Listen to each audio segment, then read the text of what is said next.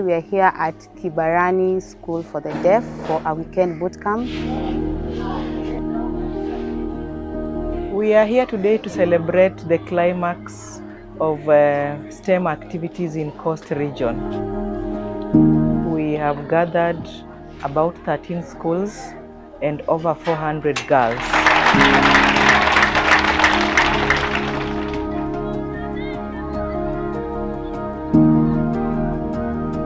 STEM has been very impactful. The projects like the robotics, Meki has really empowered them, whereby they're able to learn the art of hands-on creativity, innovative. With that, they've been able to even have a positive attitude towards sciences. In the past, we've only had girls taking biology until when we had TAF coming in with the Ministry of Education, with the Buka Girls in STEM. We've seen more girls taking physics.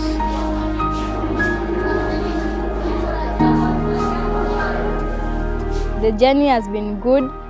Since we started from last year, we have made many skills in STEM. We learned to make robots, Meki, Scratch program.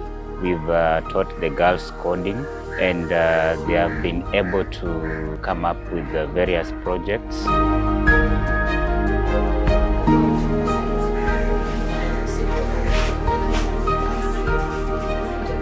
The teachers have helped us on how to make the robots. They guide us on the instructions. They also help us to make the Scratch programs. They give us the instructions from the computer or the laptop. Then they guide us step by step. Mimi nikiwa kama mwenyekiti hii Buka Girls in STEM nimefurahia kwa sababu kila kitu siku hizi watoto ni mambo na teknolojia, na sasa hii tunafurahi imeanza kuwaletea computers na wameanza kuingia katika ulimwengu wa teknolojia ambapo bado wangali wadogo. The first thing that I've learned is about using of computer in school, which I'm able to explain to my friends who don't understand. Right now, when you are learning, for example, when I'm teaching the music, it is so easy for them to connect to the internet and access different types of music when I'm teaching.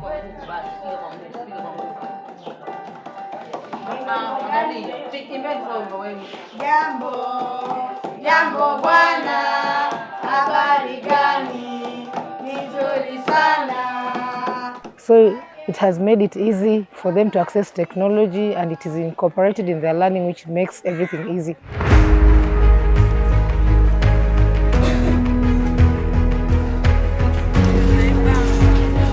The girls have been able to develop a collaborative skills.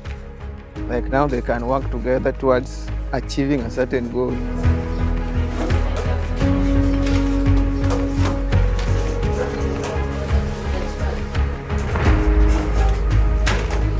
I was also able to learn about technology, and this has made me improve on my use of computers and phone, and I'm also able to explain it to my other colleagues in school.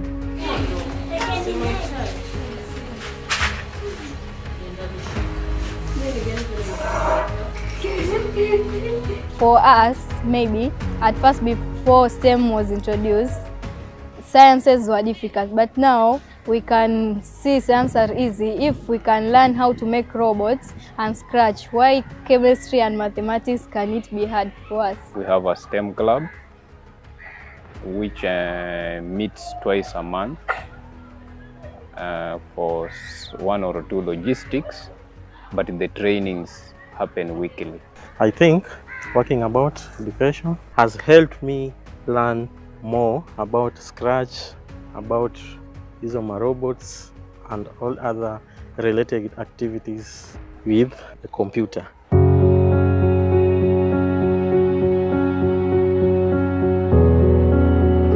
This project specifically seeks to promote the science, technology, engineering and mathematics, that is the STEM subjects, amongst girls. And it focused purely on our secondary schools, especially the girls in those secondary schools.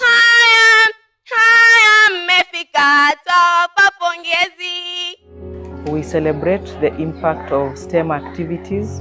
We have exposed girls with disabilities from various special schools, integrated schools, and regular schools, targeting learners with learning disabilities in activities on Scratch, mobile app development, and robotics.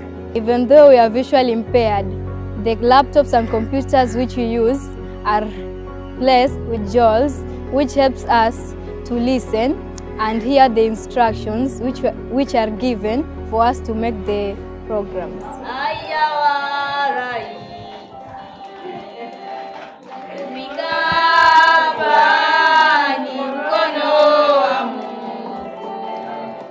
It's not just the simple things that they were doing that they displayed. I was able to see the connection between what they are doing now and how that fits into their future, especially for those who want to pursue the STEM programs.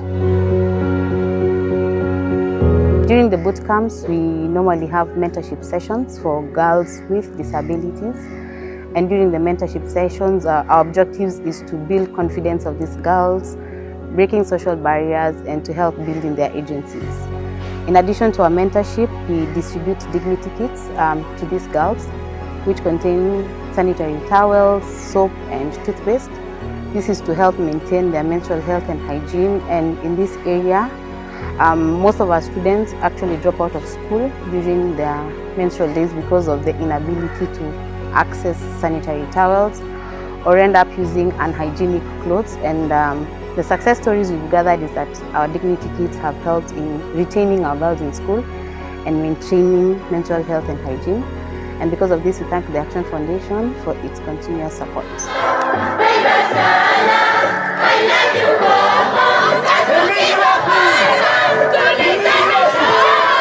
Nashukuru kwa kuwa umetuletea pads. Nikikosa pads, wanga natumia leso ama nisije shule nibaki nyumbani. Lakini ni saa kwa sahihi nimepata, nashukuru. Na kuna mtu naona ako na box na ako na bag.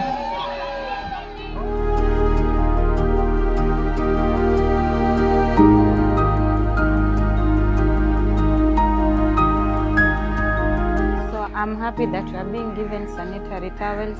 It enables us to change frequently. Since if someone doesn't have more towels, she is forced to stay with one sanitary towel from morning to evening, which can lead to leakage.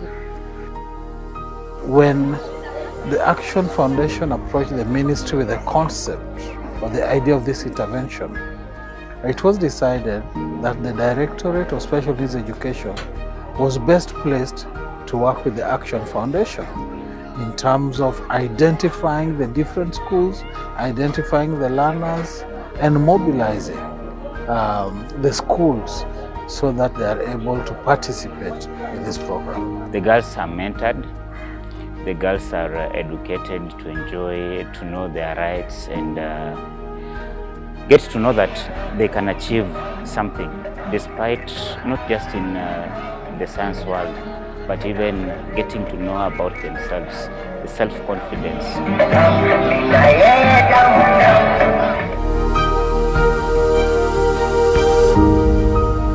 The most interesting bit of today's activities is seeing students from Sahajanant Vocational Training Center, students who are known to have between moderate to profound mental disabilities, participate in meki-meki activities.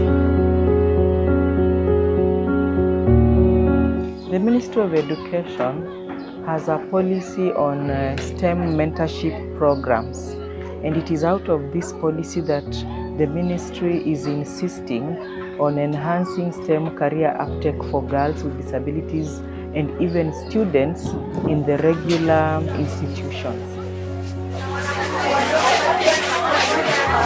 Napenda kuambia watu wa Action Foundation kwa tuwashukuru kwa hizi projects zenye wameleta kama hizo meki-meki na Scratch za entertain watu na pia zaweza kufunza watu zaidi, na pia za entertain wale ambao ni walemavu, wanajiona kwa wako na support.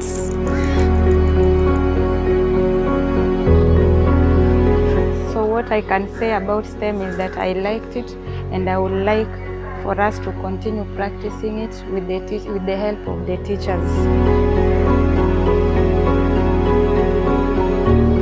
I really want to thank the TAF for giving these girls this opportunity. The ministry celebrates this particular initiative. We also thank the Action Foundation for the role that they have played, coming to us and collaborating with us to make sure that we enhance STEM career uptake for our students with disabilities across the country.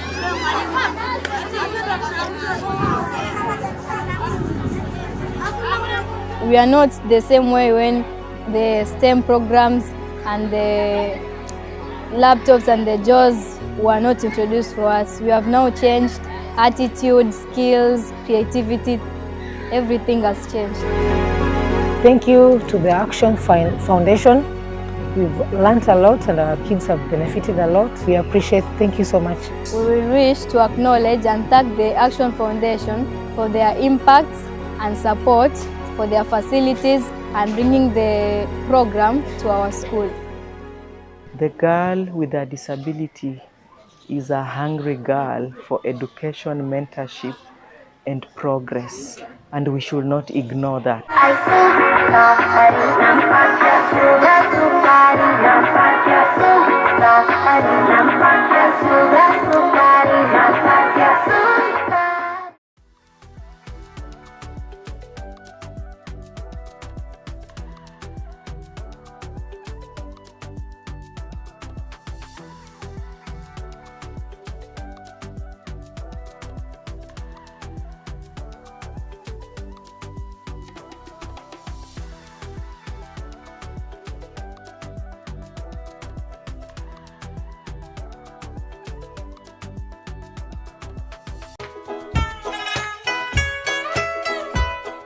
If these activities continue, it will be able to nurture more students so that they can be able to be ICT oriented. We will have engineers, software engineers from there. I think in future we can maybe have more workshops where learners will meet, interact and learn.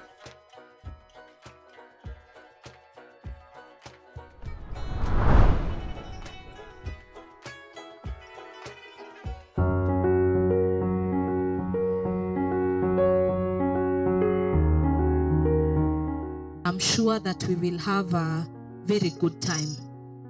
I want us to officially open the regional competition. It's been a beautiful 3 years, a beautiful journey just to equip you with skills, digital skills and other skills that will help you to survive in the 21st century and even the future world of skills. I am waiting to see your projects. Please be confident.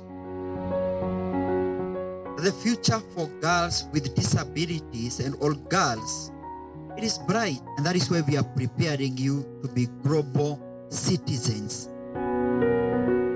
This is the third regional competition. For this region, we have brought together 7 different schools and they have brought their girls together. We are hosted at St. Kizito Secondary School for the hearing impaired, and they will be showcasing and sharing their projects that they created from school. Then they will get a chance to be judged. Then from the competition, we are able to know who proceeds to the national competitions, which will be coming much later.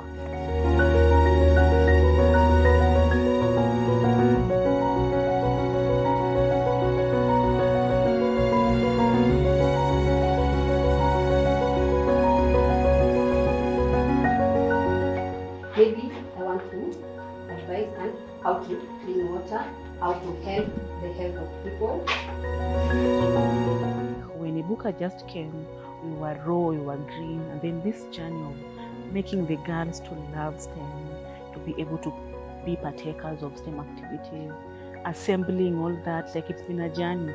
And seeing my girls over there doing their thing, like I feel awesome, amazing, and happy because it's progress. Yeah. The knowledge to other people and be able to use it. The major challenge that we experienced during this time as we are preparing for the regional competitions was time. Like, there are a lot of activities going on. Our girls, they are few, and you find that a girl that is in music is in like almost all the activities. So getting that time, sparing the time for the STEM activities involves waiting for the other activities or fixing.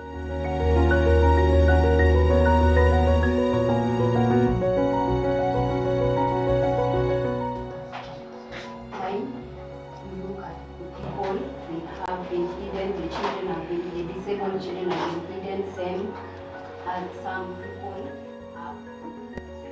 I've learned about the competition from Ibuka, about growth, many things. So for example, I'm motivated to think about the future, how it can be able to, how I can be able to learn and become clever.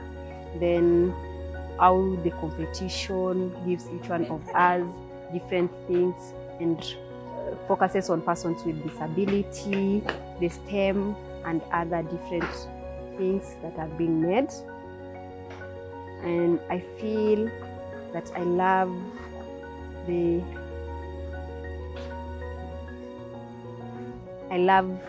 this why, because it has given me the project has given me some knowledge we've been able to share, to know what is happening, different things, the knowledge, the skills.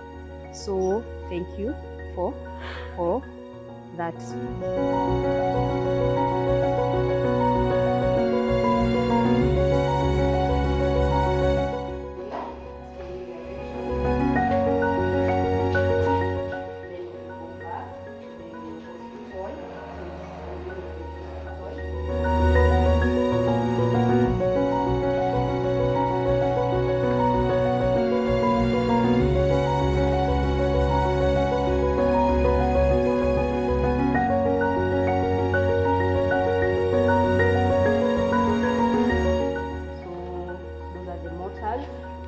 To support the connection of the robot to be able to run, what happens at that particular point. So she's trying to explain the steps that will be able to be taken. You pick your hand and then you wait, and then you pick. So thank you a lot for the teachers and the people who have helped me to be able to come here for the competition of Ibuka from different schools. I feel I've enjoyed a lot. And thank you all for the good work given unto us from Ibuka. Through this means what? That I've gained the skills, the knowledge in life that I want, and I will continue to coordinate and so that I can be able to improve. And this advocates for my future work. A lot of things in life I have advocated for the same things, and it has helped people to be ready to help me a lot. Thank you a lot, and may God be able to pick me so that I can be able to win in this competition.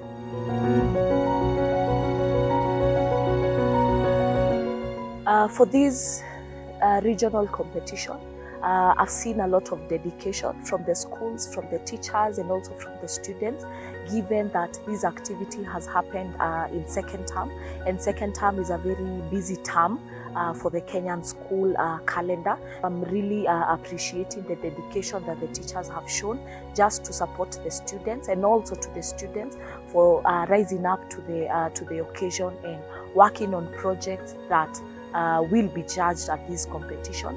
And I'm hoping that for all schools, or rather all students and their projects who will be proceeding to the national level, they will get a chance to showcase. Of your names, you can come up with a project title. So so that it doesn't sound, because when you talk of climatic change, it has a global element or a global perspective.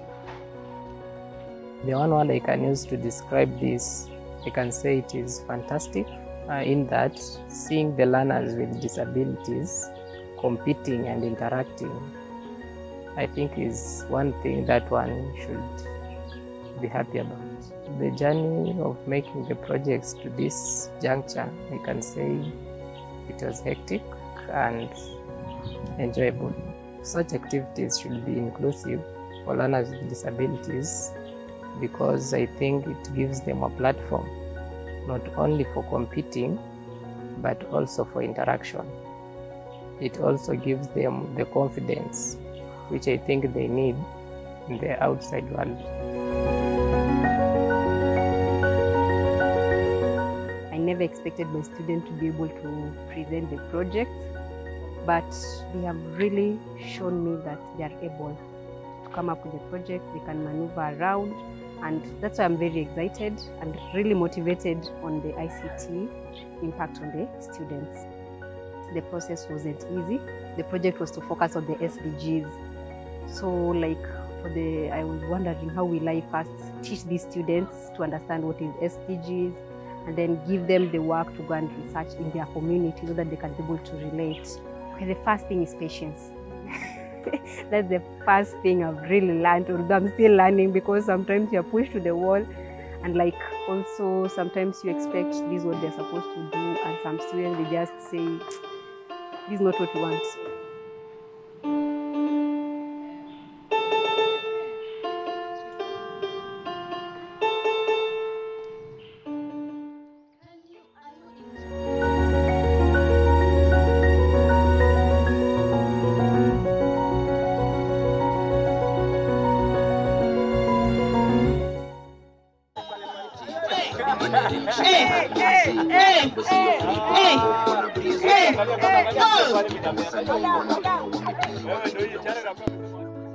I've really gained a lot of knowledge on robotics, and so for example, for the driving and also different jobs involved with STEM, I feel so composed about them, and if it is possible, I will start my own, because I think that I can make things using the skills that I have gained.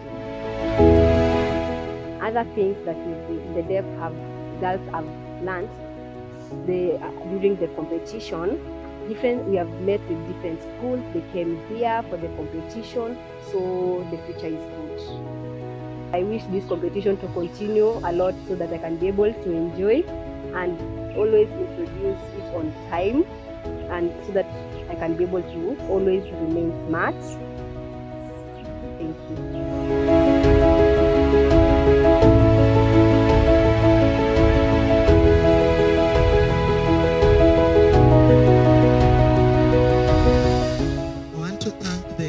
Foundation, to the teachers who accompanied the students, thank you so much. I want to thank the students for the good work that you did. As we come to the end of this exercise, there's a lesson I want you to understand.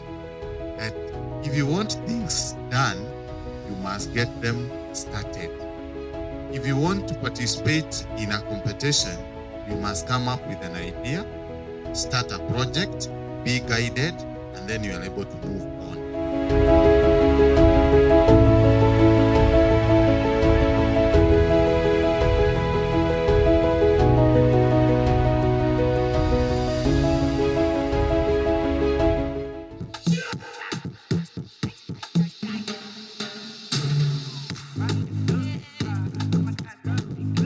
My school has won.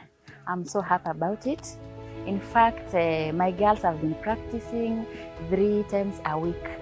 I think that is what made them to win. And I'm hoping as they proceed for national levels, I'm hoping that they will win the robotic parts.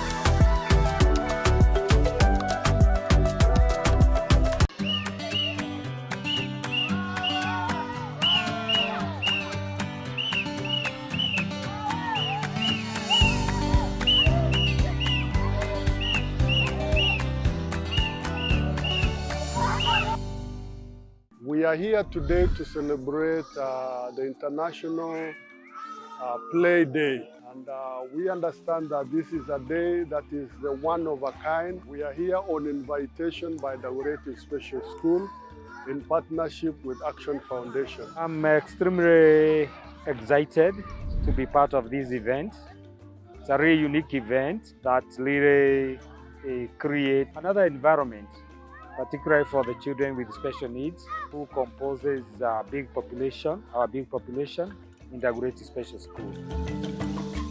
We are having this event so that we can demonstrate to the children with disabilities, their caregivers, and the society that children who have a disability also have a right to play and the benefits of play for all children. This is a special day, for I know that play plays a very important role in our children. Siku ya leo naona kama watoto nacheza, ako furahi.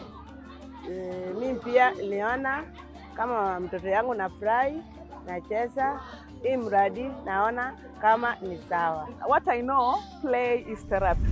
So leo najua mtoto wangu amefanyiwa ile therapy na at least mwenyewe amejifanyia na tumeshare vitu mingi. So we thank you. Leo ni siku ya kucheza watu wa special. Na tumefurahi sana kujua mengi. Nimejua saa Ansel hawezi ogopa kuruka kwa bouncing castle. Nimeona amerelax na amekuwa happy. Na nimethank sana organization. It is a nice experience being here today. We have played with the children. Personally, I've played volleyball, my speciality. Since the time I was born, I've never played in the bouncing castle. But I had an opportunity today because of these children. I've enjoyed with them in the bouncing castle. It was fun. Because it's the first ever International Day of Play, it's been an opportunity for children with disabilities and their caregivers, their siblings, and also those who do not have a disability to play, interact, take part in lots of fun activities. We've had entertainment. We've been able to really emphasize the power of play, the importance of play. We want to thank Action Foundation for having supported this program.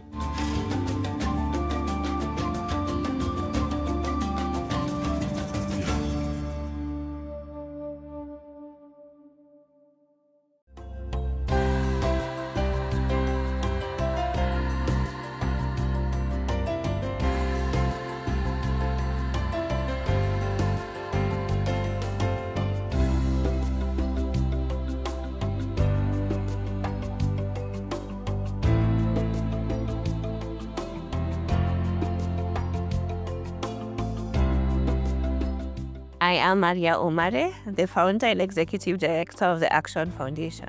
And I was inspired to start the Action Foundation based on my experiences volunteering with the Special Olympics as a student volunteer during my time in campus, pursuing my undergrad studies, where I got to experience the realities of the world of children who have a disability and their caregivers, who are mostly single mothers or grandmothers. I did realize that they had significant challenges in accessing basic services such as healthcare, education, and there was limited community support for them. Nilimit Maria, sikuwa najua Maria, but through vijana wa mtaa ndio alifanya tukaweza kumit because Maria alikuwa anataka kuanza center ya watoto ambao wanaishi na ulemavu. So nili interview Priska kwa hii room. Imagine Priska nakuja interview na room iko na nini? Iko bure. Iko bure. Alikuja akaona plastic, viti 2 plastic, carpets. So over the past 15 years, we have seen significant milestones. And one that stands out is us setting up our first therapy center right at the heart of Kibra, because we saw that there was inadequate community support for children with disabilities and their families. While volunteering, we could see that a lot of people had very low expectations about what children with disabilities can achieve. There's a lot of stigma, neglects in the communities where we were able to give our time. And I wanted to change that. I had very minimal resources. In fact, we had Kenya shillings, 5,000 shillings while we were setting up that center. And that was enough to buy a padlock, a mat, and pay rent and deposit for that single room, which was about 2,000. So through mimi ya kwamba ninaishi Kibira, nilikuwa najua groups ambaye zina watoto wazazi ambao wako na watoto ambao wanaishi na ulemavu. So akanipatia idea na mimi sasa ikawa sasa kazi ni kwangu niweze kutafuta wale watoto. So nikaongea na wazazi one on one, na kupitia hiyo nikapata watoto 3 ambao tulianza na wao mahali pale, na tulikuwa tumeanza chini kabisa. We had a handful of children initially come to our center, and that grew to be something really popular because you were able to bring a lot of support, love, care to these children that they had not previously experienced. So I was really proud when I could see that what you are doing was actually making a difference. And the families were really valuing it, because at some point I really wanted to give up and close the center because it was becoming really expensive to support and manage. But the families shared with me that they really wanted us to continue. So I'm really proud of that. And it was a milestone for me in my leadership journey, because it showed that the work that the Action Foundation had set out to do was needed, and that families and communities were willing to support. Huyu hapa anaitwa Axel Padili, ako na 2 years, ako na cerebral palsy. Nilianza kumpeleka therapy. The first time nikimleta ilikuwa kichwa yake ama shingo ilikuwa imelegea sana, lakini since nianza kumleta Action niliona more changes. Kuingia Action Foundation tuliingia cause of therapy. Joanna alikuwa diagnosed kuwa akona cerebral palsy lakini minor. So ikawa at the age of akiwa 6 months hangeweza tembea, shingo ilikuwa floppy, hakuwa anaweza simamisha. Kuna wakati sasa shingo ikaja ikasimama, akawa sasa anaweza crawl. Haizi simama lakini alikuwa na crawl akizunguka. So hapo ndo nikaanza kuona kuwa angeweza tembea. Hata nilikuwa na imani ni vile ndio sasa anatembea na crutches. Nilikuwa na imani from there kwamba atakuja tembea siku moja. Kabla nikuja hapa, life haikuwa the same kwa sababu sikuwa najua vitu mingi kuhusu GBV ama SRHR, lakini vile nilikuja hapa nilifundishwa vitu mingi na nikaelewa kuhusu rights zangu na venye nafaa nijiongelelea hapa nje. Cause nisipojiongelelea hakuna siku yenye mtu atakayeniongelelea, na nisipojiexpress hakuna siku yenye mtu atakayenielewa, lakini nikijieleza nitapata usaidizi na kitu yenye nataka. So mi coming here ilinifunza kukuwa open. Ulikaa na mtoto anaishi na ulemavu ni challenge kubwa, lakini kulingana na usaidizi wa Action Foundation haijakuwa ngumu sana kwa sababu wametushikilia. Kuanzia tangu niingie Action Foundation, therapy zao na trainings zinasaidia mtu. Kuwa mzazi, mtoto aliye anaishi na ulemavu ni challenge by the way. Sana kwetu wa baba. Unapata wamama wengi huwa wamezoea juu ni jukumu wamezoea nayo, lakini sasa wa baba kwetu inakuanga ni vigumu. Imenisaidia juu hata naweza kuwa na baba wengine niwasaidie, niwaambie vile hiyo maisha si maisha ngumu. Ni maisha tu ya kawaida. Kuwa na mtoto mlemavu si ati kitu geni. Working at the Action Foundation has empowered me in various ways. As a woman with disability heading a women empowerment program, that on its own has been an empowerment. I have been empowered with skills, knowledge in different areas, from the legal area to the social aspect of the mentorship, from being able to implement the program as a woman with disability. It is commonly said that nothing for us without us, and part of the empowerment that the Action Foundation has empowered me is, as I advocate for the rights of women and girls with disabilities, I am speaking as one of them because I too have a disability.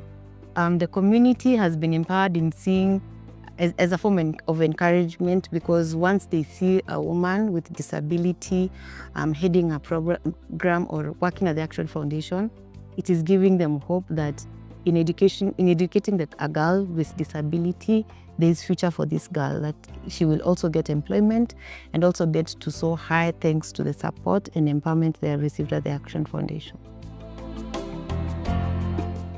So many stories of impact that I can share, but for now I'll share one story about how you were able to locally resource mobilize to support 2 children to receive the orthopedic surgery they needed to walk and participate in community life.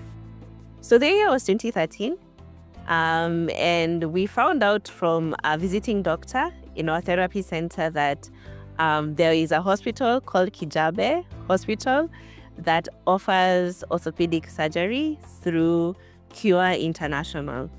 And for me, that was something I was hearing for the first time, and I could feel that it could really change the lives of children within our center. So after a quick assessment, 2 children were identified who could benefit from this surgery. So when we went there, we discovered that the surgery was going to cost us about 300,000 shillings, which was a lot then, because we were just trying to stabilize and survive and keep our center running. So we set up a fundraising campaign where our volunteers, my family, friends, pretty much anyone we could ask were able to buy stickers, biro, and other small items so that we could raise this money. We had a film screening to raise the funds, but ultimately we got the money. We raised the 300,000, and the 2 children received the surgery they needed. And I remember taking them for their final review, where their casts were removed, and seeing the kids take their first steps. And just the fact that so many people came to rally behind us to make this a reality is something that will always be so special for me. And since then, we've had so many other surgeries, more than 30 actually, and so many other children walk. But that story always stands out for me, just how you were able to do it, even when paying our bills was a challenge, and the impact we've now seen in the life of Joanne and Evans and their families. Through programs ambazo Action Foundation imekuwa nazo kama mentorship program na pia Ibuka, unapata hizo program zimeweza kufikia wale watoto, kwa unapata kama Ibuka saizi imeenda mpaka mashinani kule ndani kwenye maybe watoto walikuwa wametengwa. In Ibuka, we also offer scholarships to young girls, the adolescent girls in schools, helping these adolescent girls enroll, be retained, and complete their secondary school education. In the scholarship program, we also support them with assistive devices, dignity kit, and both in-school and out-of-school psychosocial support. Sustainability for the Action Foundation means community ownership, and a great example of that is our CARE support groups. And CARE stands for Caregiver Awareness, Resource and Empowerment. So these are groups made up of primary caregivers of children with disabilities. It could be their parents, their siblings, their aunties, their grandparents. And what we've seen is that these groups are able to provide continuous psychosocial support for each other. We've seen groups come up with different economic empowerment initiatives. They've been able to cascade knowledge and training to each other. And some of them have actually been able to negotiate for additional financial support from the mainstream financial institutions. So sustainability means that even if the Action Foundation was to close, they would still be there for each other. They would still be that circle of support where families can continue to grow and thrive with or without. Katika hiyo knowledge, hata nikitoka TAF leo, naweza jua ya kwamba kuna kitu ambayo TAF imeniacha na ambayo inaweza kunisaidia in future. There's a day I was invited in Dagoretti. We had so many caregivers, like 100% caregivers. So if they are able to mobilize those caregivers to empower them on disability, I thank them so much. Action Foundation kama wamama wa caregivers tuko na chama na hiyo chama pia inatusaidia sana kugaida watoto wetu wakati wamepata magonjwa mbalimbali. Unaona, kama hii biashara yangu nimekopa loan huko kwao na pia inanisaidia juu naona changes nyingi sana kwa kupitia through Action Foundation, na Mungu azidi kuwabariki. First of all, congratulations to the Action Foundation, to Maria, to all the staff, to all the stakeholders, all the parents, the children, everybody who made tough the way it is now. The difficult journey for the first years and growing up, and now I think we can say that 50 years almost close to adulthood, and I think Tough is ready now to become an adult and to really reach many children, and I wish them all the best. This is hope for our disabled people, that anything can start small, but with vision, consistency, and hard work, we can achieve our goals.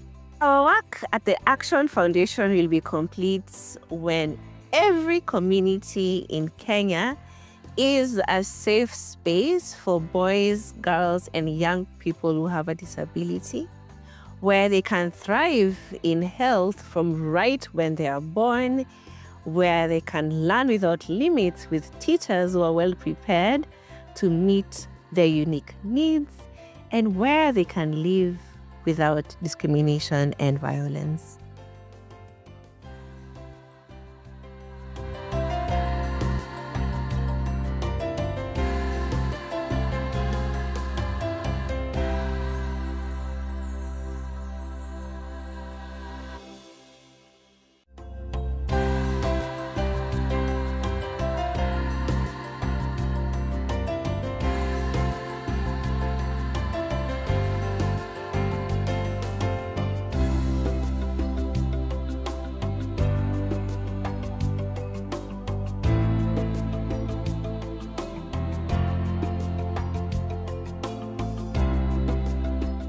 I am Maria Omare, the founder and executive director of the Action Foundation.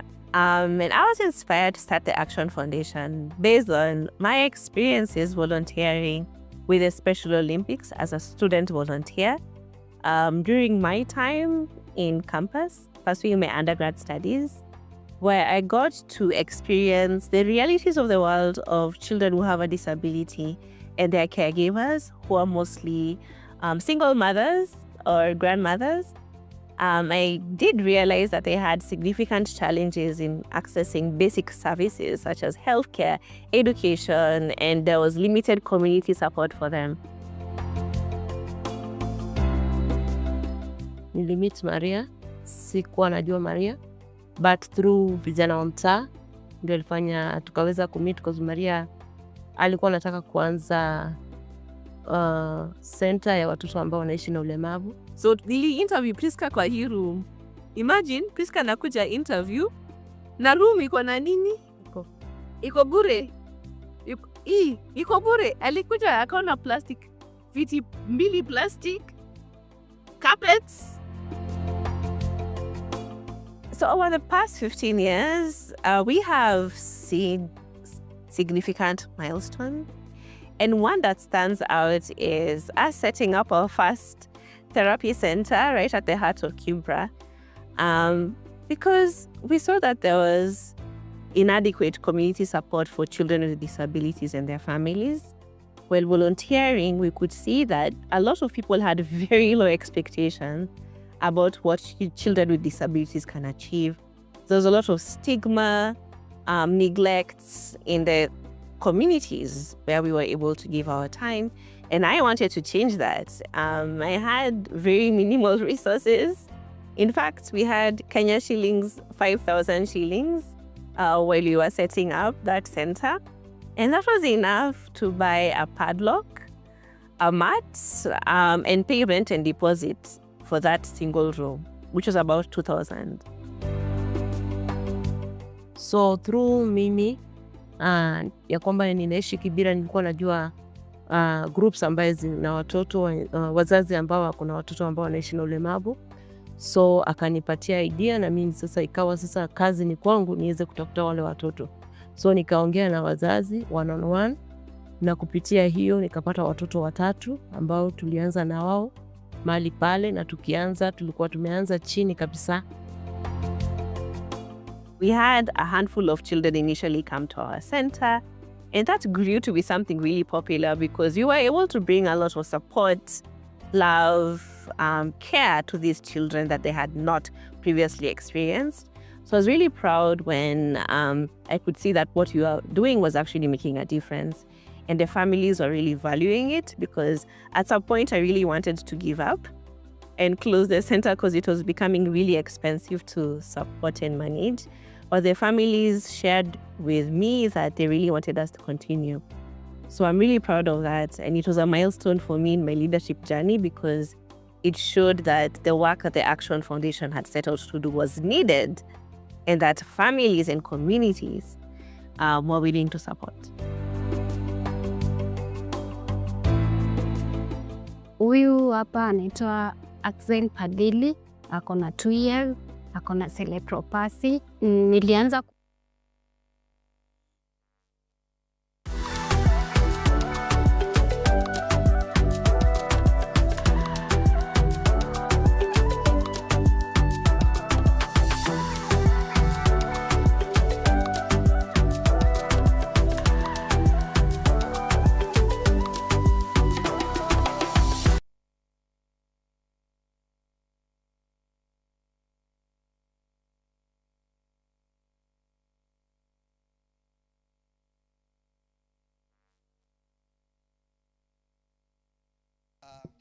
Thanks so much.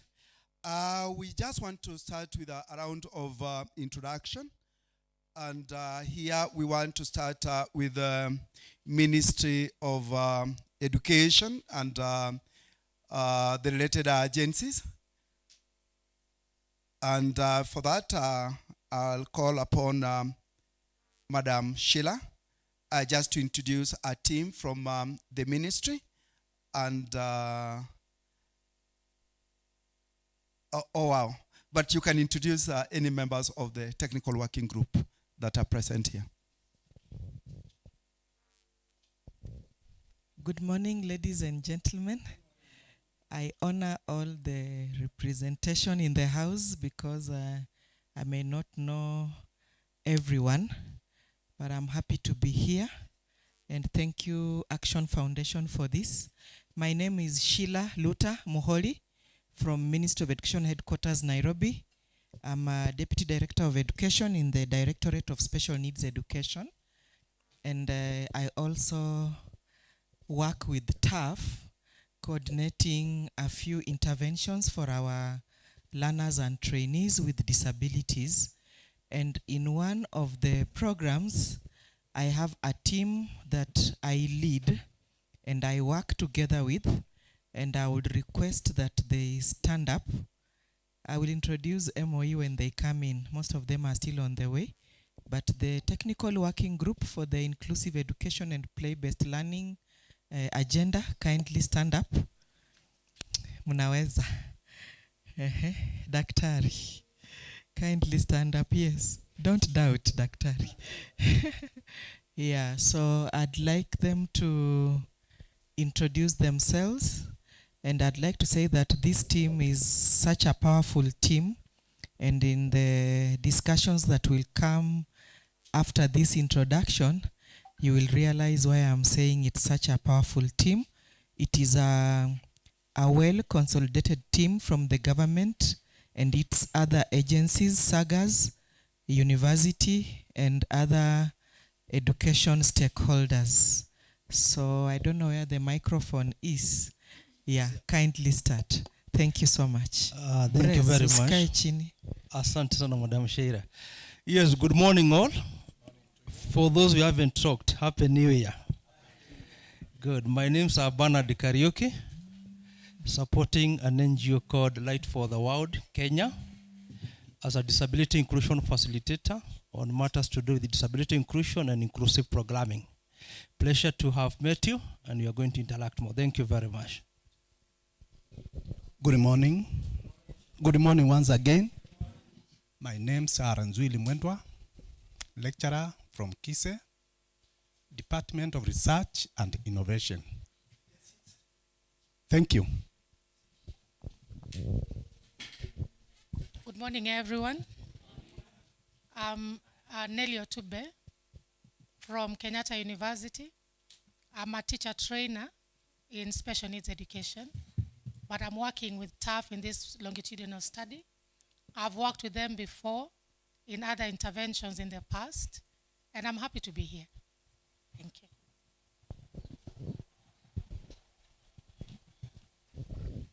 Good morning. My name is Mnaweza Muleji. I am part of the technical working group. I work for Upward Bound, and I'm happy to be part of the longitudinal study. Thank you, Mr. Mnaweza. That is one name that we have struggled to pronounce. Others call him Mnawasa, Mnawesa. Thomas calls him Mnawesa. So if you hear different versions, kindly know that it is Mnaweza. And I'd like to, because we requested for invitees from different agencies, I'd like to find out if we have anyone from KICD, Kenya Institute of Curriculum Development, kindly. I have my colleague from Semester. Kindly introduce yourself. Good morning. My name is George Kiruja. I work at the Center for Mathematics, Science and Technology Education in Africa, Semester. We are neighbors, just across near Karen Blixen Museum. You see Semester. You just after Karen Blixen, along that road, you see Semester. And I'm happy to be here. If you forget Kiruja George, just call me GK, not the government. It's just that I share the initials. Asanteni sana. Thank you. Thank you so much. So you can tell what you're missing. This team is such a bubbly one, And Kirunja, I'm happy to poach you into my TWG from now on without consulting TAF. Thank you so much. I know we have a representative from the Teacher Service Commission. I don't know you, but I think now I've known you. Kindly introduce yourself. There's a microphone behind you. And thank you so much for the short notice. I believe I have a good voice and everyone can hear me, right? Try this technology. All right, good morning. All right, my name is CPA Grace Okello. I come from Teacher Service Commission, and currently I represent the disabled. So I'm happy to be here and ready to learn more. Thank you. Thank you so much. I know we asked you to come on short notice, and now I know that you are a true soldier. Anyone from NEC? Examination Council? IECE introduced themselves as TWG. Please stand and wave as IECE now. Stand and wave as IECE. That is our rep from the Kenya Institute of Special Education. Ulikuja na mwingine? Si mtu akienda party anaambianga wengine kuna chakula huko kuja tuende. You'll do so. Thank you so much. Kenya National Bureau of Statistics introduced themselves as TWG, but now let them speak to you as government. How are you guys? Yes, my name is Stanley Wambua, Head of Gender Statistics. The Bureau is supporting this process on two fronts. One, the methodological aspects of it, sampling and all that, to ensure quality is assured, especially when it comes to analysis and interpretation. All right? So we remain true to that course until we finish. Let me stop there. Wambua, congratulations. Yeah, I was very worried because I know you like sensitizing everyone and you always have your PowerPoint ready. Cindy, that's my big brother. Thank you so much. Kindly, if you are from any of the government agencies, I would just like you to stand up. Kindly. Thank you so much for honoring this call. Please take the mic and introduce yourselves. Good morning, everyone. Good morning. And thank you for the hearty breakfast. Tough. My name Yeah. is Lynette. My name is Lynette Kegodo from the National Gender and Equality Commission, and I came along with a colleague. Good morning. My name is Vivian Komen from National Gender and Equality Commission. Thank you so much. Ngeki is very important to us because one of the components that we are dealing with in one of the programs is sensitizing teacher educators on gender responsive pedagogies. At least I've pronounced that name today, Cynthia. Pedagogies. Yeah, and so we are so happy to have you in the house. Welcome. Anyone else? We don't want to lock anyone else. I was told to introduce government agencies. Cynthia Thomas. But I have my teacher in the house. I have to introduce her so that she makes me graduate this year. I don't know which miracles she will do so that my project goes through and I should get a first honors. Dr. Otube, please introduce yourself as KU. Na kila mtu amekuona. Nisipo graduate ni wewe. I think that's a lot of pressure, isn't it? But then the teachers in the house know that a lot of the work goes with the student. The student does all the work, so the lecturer will move at the pace of the student. What a supervisor. So I'll put pressure on her to make sure. Otherwise, I'd already introduced myself. I'm Dr. Nelly Otube. I'm from Kenyatta University, where I'm also the Deputy Dean of the School of Education and Lifelong Learning. Before that, I was the chair of the Department of Early Childhood and Special Needs Education. I've been a teacher trainer for the last 25 years. We train teachers to teach special needs. It's something that a passion that I've had, and it's always good to see learners with special needs achieving because they have been assisted to maximize their potential. For the Action Foundation, I've been working with them for some time now. I can call myself a friend to TAF. We started with the pilot study last year at Kajiado, where we did the capacity building of teachers of special needs education. And this year, we are launching this longitudinal study on inclusive education and gender responsive learning. Others, I'm very happy to be here. Thank you. Thank you so much, Daktari. I know that honor has stolen your heart. So we will move together at my pace. Yeah. I have a colleague who has just walked in. She's a member of the technical working group, but she also represents the Directorate of Primary Education. Huko ndio CBC inaendelea kuvumbuliwa. Ni kuvumbuliwa, madam. Karibu sana. Please introduce yourself. Thank you very much, Madam Sheila. My name is Rosemary Njogu from the Directorate of Primary School. I'm happy to be here, and I can tell you from our directorate we have the full support of all the programs. Thank you. Thank you so much. Thomas, we have my supervisor in the house, but I will not let her introduce herself now because she's representing head of Directorate, Special Needs Education. She will introduce herself later.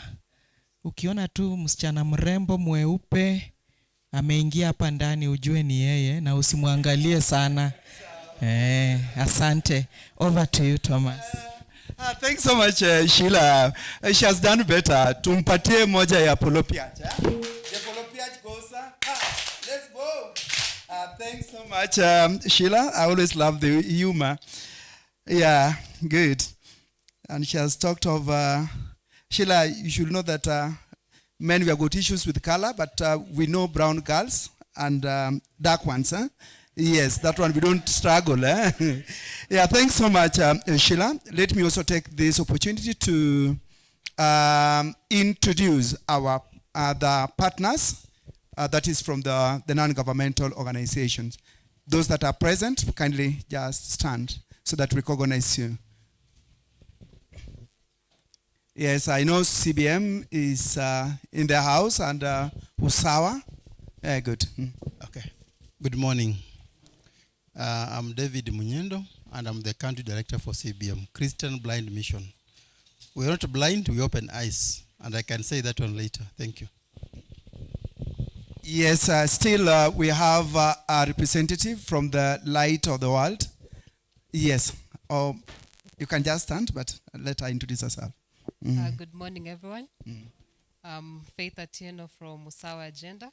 Our agenda is to make sure every child has access to quality education. Thank you. Thanks so much. Thanks so much. Good. Yes, good morning once again. I'm still Bernard Karaoke. Yes, from Light for the World. Thank you. Thanks so much. Bernard serves in 2 portfolios representing his organization. At the same time, he's a member of the technical working group. I also want to introduce we have schools that we are supporting, and we have teachers from those schools. So kindly, our teachers, just stand.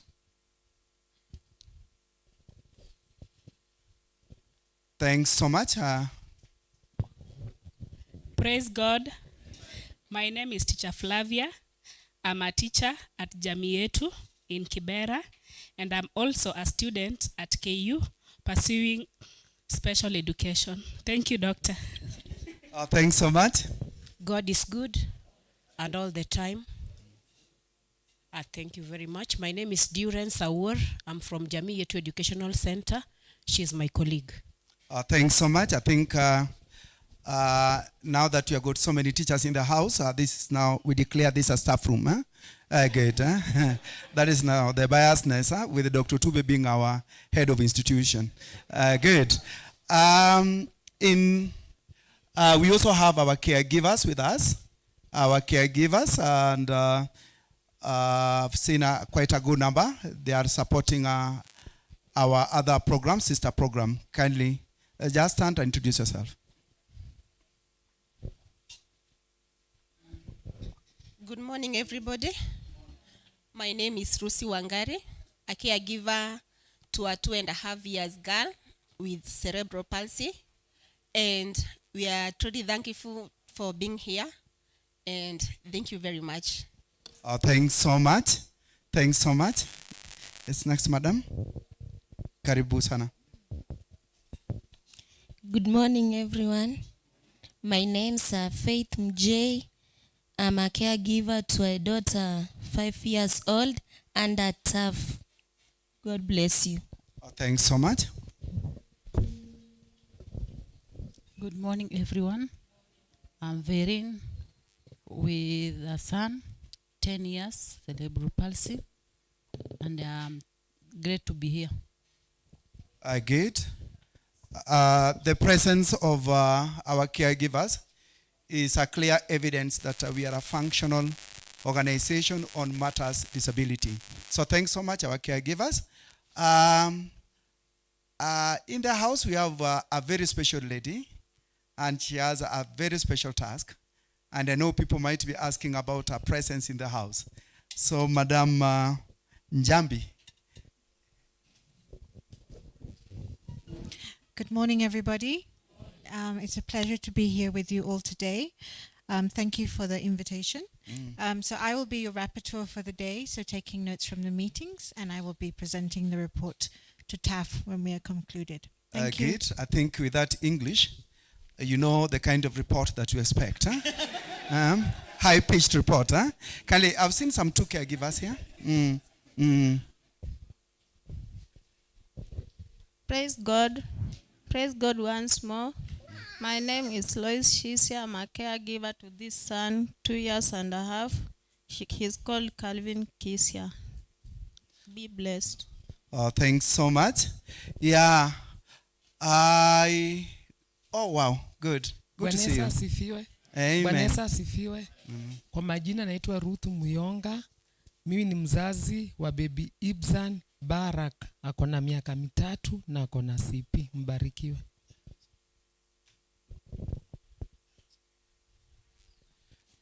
Yeah, thanks so much. Good. So the Action Foundation in the house. So I'll... Good morning. Good. My name's Brezhnev Otieno. I work at Action Foundation. I'm one of the few good Russians. Yeah. Yeah, so Brezhnev is our advocacy, policy, and again taking the research lead in the organization. Thanks a lot, Doc. Morning. I'm Sharon Achieng. I work with the Action Foundation programs. Thanks, Sharon. Good morning. I'm Jacqueline Macau. I work with M&D. Thanks. Good morning. My name is Evelyn Jerry. I work with TAF, the Action Foundation, supporting programs also. Thanks so much, Jerry. Good morning. Blair Otieno and supporting M&D. Thank you. Thanks, Blair. Blair is in Mel. Good morning, and sings everyone. bass in our church. Good. Yes. Good morning, everyone. I'm Kevin Koech, working as a sign language interpreter. Good. On behalf of the executive director, we shall invite him in a very special way after all the introductions. Good. So thanks so much. Oh, yes, at the back. Okay, good morning. My name is Grace Kadenge. I work in the People and Culture Department. Good. So if you see us well dressed and well mannered, it is because of the leadership that comes from our docket. Thanks so much, Madam Grace. Yes. Good morning.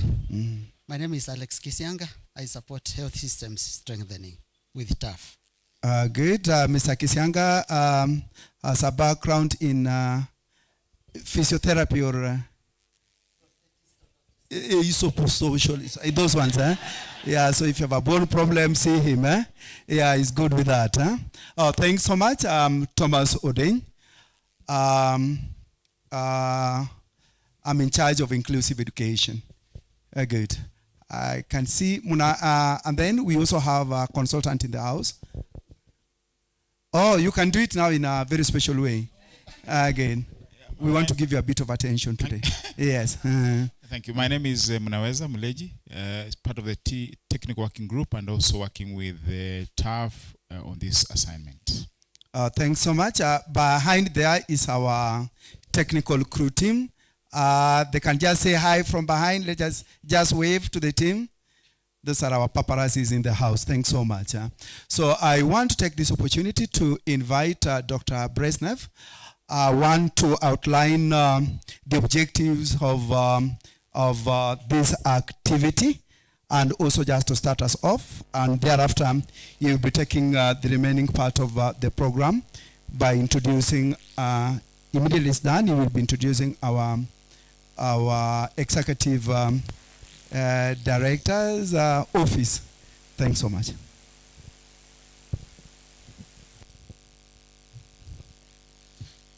Thank you, Thomas. It's very difficult to talk after a person like Thomas have talked. He has a very baritone voice, so I might look like soprano.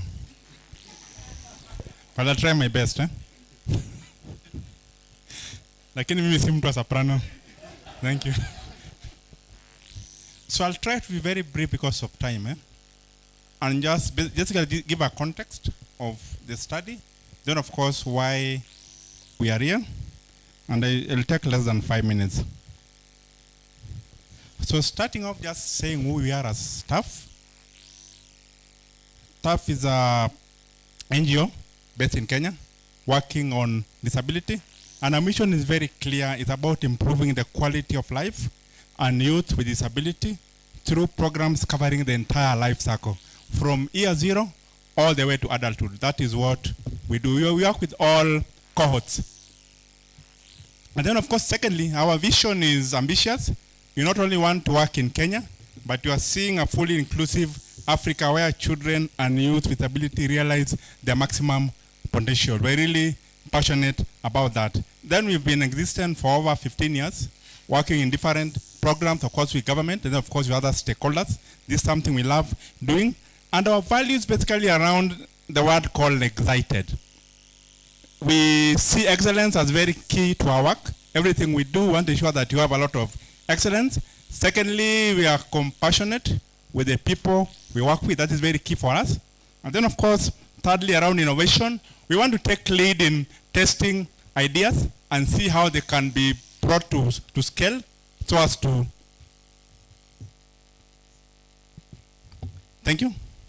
And then, of course, thirdly, I think since for the last 15 years, you have reached more than 40,000 children plus in various programs, including inclusive education, including therapy, then of course other aspects. Then of course the other empathy, you are very empathetic with what we do, that is key for us. Then of course you are diverse. If you look at our staff first, the gender, the age, the disability, I think it's all in there. Then of course also religion, I think there's also that diversity.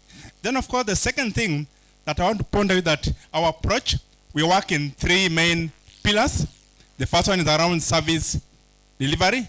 We offer both direct service delivery and also support government basically in terms of building the capacity of healthcare workers, basically people to offer services in the health facilities that we're able to partner with. And you have three key programs. The first one is around child health and development. And then of course, secondly, you also have foundational learning, which is part of this. You have several interventions within the foundational learning docket. Then of course, lastly, you also work with adolescents and in terms of building agency, opening up opportunities, then of course, linkage. And then secondly, the second pillar is around knowledge generation. Then of course, driving decision making, and this is part of that work. Research, thought leadership is part of what we love doing, contributing to policy, then of course also system change through a third pillar, advocacy. I'll move fast, so just excuse me. And then thirdly, what is the challenge and why this longitudinal study and why our obsession with inclusive education? It is estimated that around 1.3 children in Kenya have disabilities. It's just estimated. That's an estimation. And then of course, secondly, when you look at the completion rate, particularly the gap between children with and without disability, the completion rate for children with disability is estimated to be around 11% compared to the peers, around 29%. Then in terms of receiving stimulation, only 24% of children with disability are likely to receive stimulation. Then of course in terms of gender parity, girls with disability are particularly marginalized. And I'm happy that part of this study is looking at the gender responsiveness against inclusive education. Then of course, thirdly, I won't belabor on this. I think Thomas will come and talk more about this and Noeda, so will allow me to jump this slide. And basically those are the key objectives of those two studies. You have both qualitative and quantitative happening in 7 counties spread across the country. So I'll leave that part for Thomas and Munaweza. Then of course the cohort, you are targeting around 2908 learners. That's the sample size. Then of course the gender split is equal between girls and boys, sorry, learners with and without disability. And then of course the duration we expect to do 3 years, 2026 being the first year. Then in the next 3 years, we'll be collecting data every year and just doing some comparisons. Then also targeting 700 teachers. I think Thomas will come and tell us more about this. And then fourthly, what does this study measure? There are several things. In terms of improvement in inclusive pedagogy is important for us. Improvement in literacy and numeracy is also key. Then of course transition, which is a key component also for this study. Then the issue around system change, the issue around enrollment. How many children with ability are enrolled every year and how many are retained within the education system. Then lastly, linkage to policy is key for us. One of the key things you have done about this study is to link it to the national statistical ecosystem, so that everything that we generate in this study and some of the other studies in our taking is again fed into the national statistical information. We have had engagement with the National Bureau of Statistics, and it's something they are supporting us. By the time we finish this study in May, I'm sure K and BS will be ready basically to see how this data is able to be be uploaded into the national statistical system. And then the objective of this meeting, there are several. And then most importantly, I think you want to, sorry, I think my PowerPoint is mixed up, I don't know why. But generally, I think you want to inform real-world application in the classroom. Then secondly, just officially commissioning this study. I think it is key for us. Then of course, thirdly, trying to show what works in inclusive education. That will be important for us. And then when you look at the program, just to go through very fast, we plan to do some sessions. I think we'll try to shorten as much as possible because we are late by around 1.5 hours. So basically, I think we'll try basically to be out of here by 12:30, hopefully. Then of course, by 1. And then my colleague Thomas immediately after this basically introduced for us what the project is about, the project is handling. Then of course, the longitudinal study, so that you're able to have a very clear context of what we're doing, where we're heading, and where we are plugging in this study and other programs that you do at TAF. I'll be a brief, and that in case you want to engage with us, those are our socials, the email, the website, then of course our X, then lastly, our Facebook page.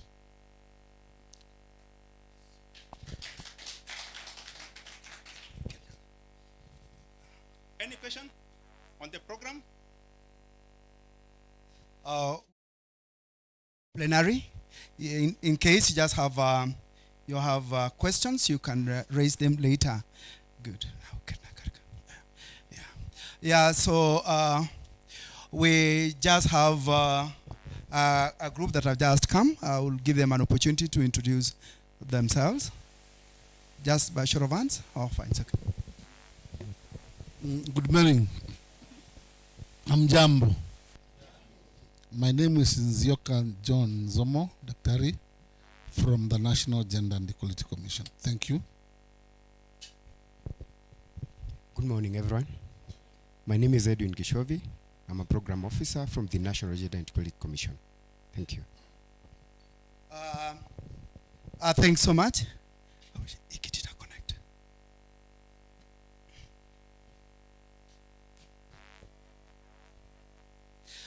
Dr. Brezhnev has done well.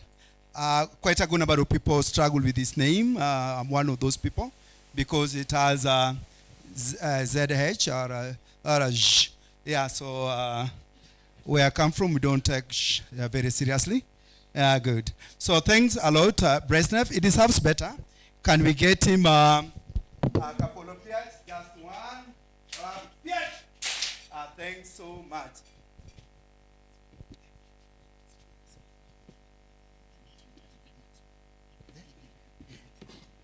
Yeah, so before I make the presentation, I want to invite our director of programs that today actually have, he has 2 folds on his head.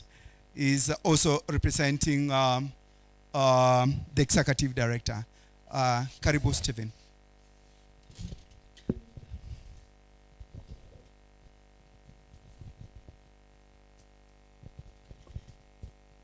Thank you so much, Thomas. Thank you so much, Dr. Brezhnev. Good morning. We are really delighted to have every one of you on board. And we also want to appreciate the relationship that has continued to grow, and especially with the Ministry of Education. Everything that I know that will be presented here today represents a journey that we have been working with the Ministry of Education for some years now. I know just recently, last year, we were also doing our headline evaluation for our Ibuka STEM project that we were running in 25 counties here in Kenya. So that tells you that we have a journey with the Ministry of Education, and especially the Directorate of Special Needs Education. And I want to take this opportunity to say that as the Action Foundation, we are very, very, very grateful and very appreciative that we have been able to, of the journey that we have been able to walk together. So secondly, allow me to also thank the technical working group for the great work that you have been able to do. I know we have been able to cover quite some milestones, and I do not want to belabor that because I know Thomas will be talking about that. But we really appreciate because everything that we are doing, it is for the betterment of the lives of children with and without disabilities. So thirdly, we also want to say that we are also very, very, very grateful for the partnership that we have with the right-minded civil society organizations.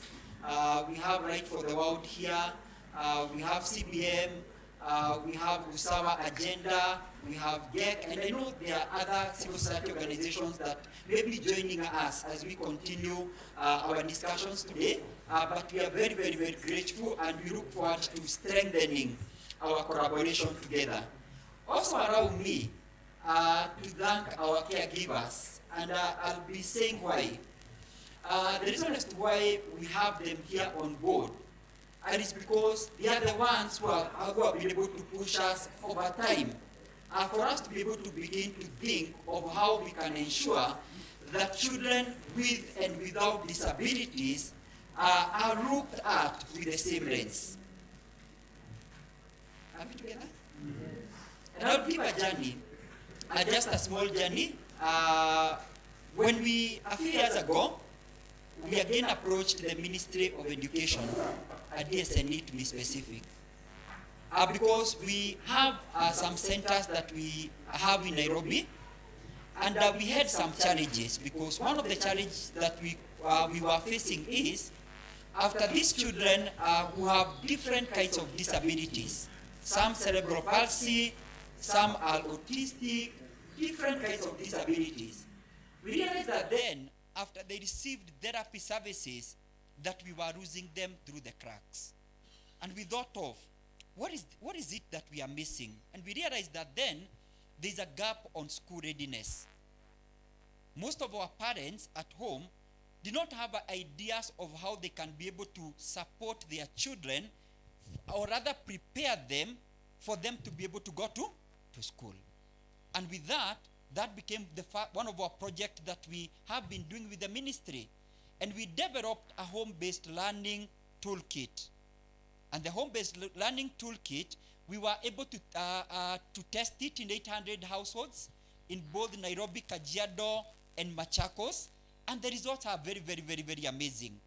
But then we thought, we have been able to solve this one issue. At least we have a toolkit that can be replicated across the country. Then we thought of approaching Kenyatta University, and that is why Daktari is here. We did a pilot together again with the ministry in Kajiado, because again we thought of, even when these runners, they got to school, most of the principals were telling us, or the head teachers were telling us, that our teachers do not know how to handle a runner who has a disability. That became our second headache. And what we did is that we brought Kenyatta University on board. And Dr. Neri has become a friend of TAF. We agreed that we are going to do a pilot together. Together with the ministry, we developed a sensitization toolkit for that particular pilot. And when we were doing our assessments, pre and post, we realized that when we were doing our initial assessment with the teachers, out of 150 teachers that we trained in Kajiado, only 5% of them had any knowledge on inclusive education. That became a very, very big gap. 5% only. So that means in those communities then, if there was any child who had a disability, did they have any school where they could take their kids? No. And so the second thing that we did was that we brought the head teachers on board. And the head teachers and the BOM, all of them acknowledged that there was a gap and there was a need. But let me show you the transformation that has taken place as I conclude. As we were concluding that journey, after training the head teachers. Some of them went back to their communities, and in one of the school called Kikayaya, say Kikayaya. It's a school in Kajiado County. So the head teacher and the BOM members called for a community dialogue meeting. And when they did, the community members, after they were able to sensitize them, said that there's something that we can be able to do about this. And do you know what they did? They did an M-Changa. And they were able to improve the accessibility of the school. They were able to build accessible toilets that learners with disabilities can be able to use. As we are speaking now, the same school, through the support of the head teacher and the BOM, they have been able to enroll so many other learners with disabilities from across that particular village. We can clap for Kikayaya in absentia.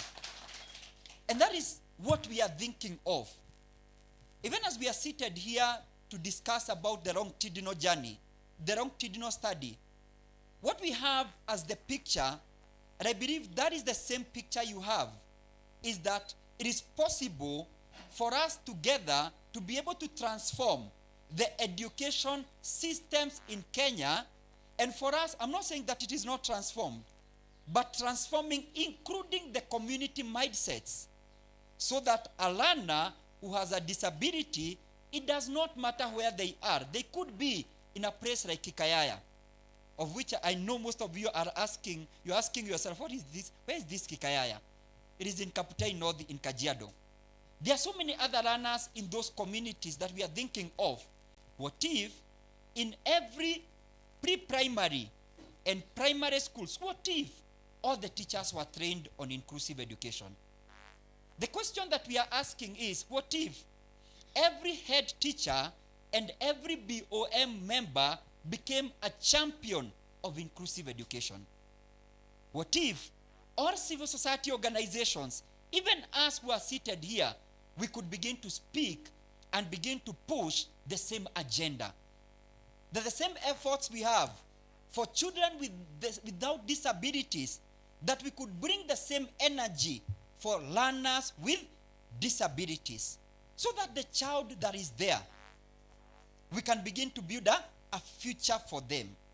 The astonishing thing is that we have a scholarship program as an organization. I want us today to clap for our staffs, and I'll tell you why. Every month, our staff contribute some money that goes into supporting learners with disabilities to access education. As an organization, we are transformed. And that is why we are thinking by the end of the day you'll have the same burden.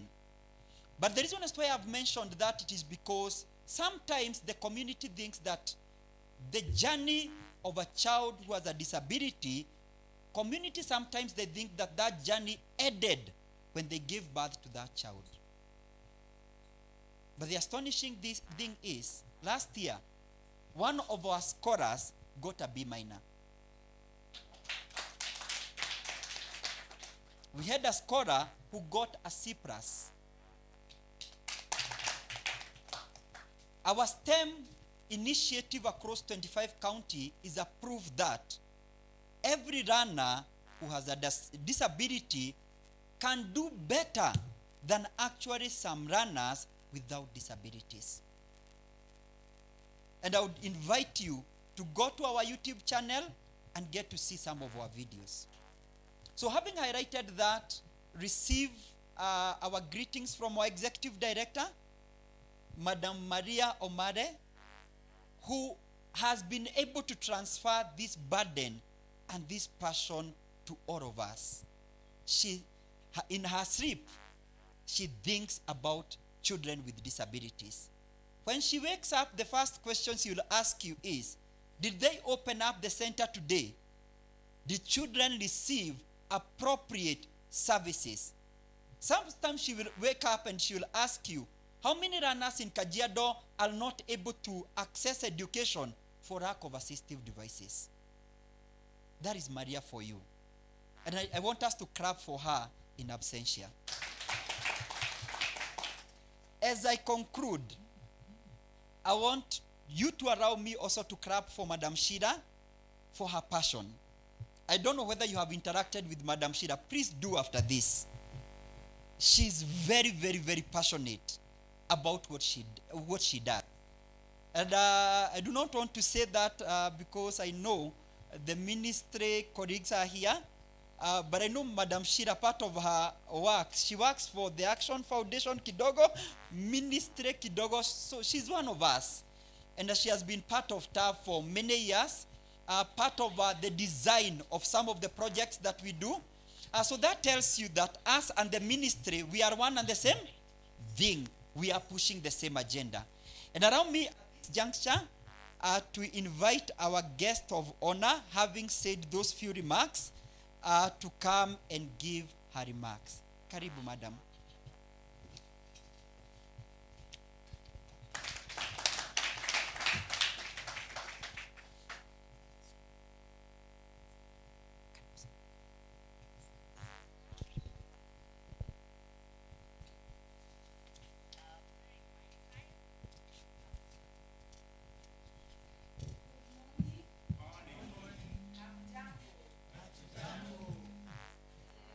Mko salama? I was testing my voice. The teacher has a lot of energy. The leadership and the organizers of this workshop, all protocols observed. I greet all of you. And I say I am happy to be part of this team and this great event. Let me begin by introducing my colleagues from the Ministry of Education. I have seen, yes, you could stand up, my colleagues. Sheila is known. You can give them a mic to introduce themselves. You can see the ministry really has great guys, eh? Eh? Very empowered. Powerful. Good morning, everyone. My name is Dr. Ndwega Moses from the Ministry of Education.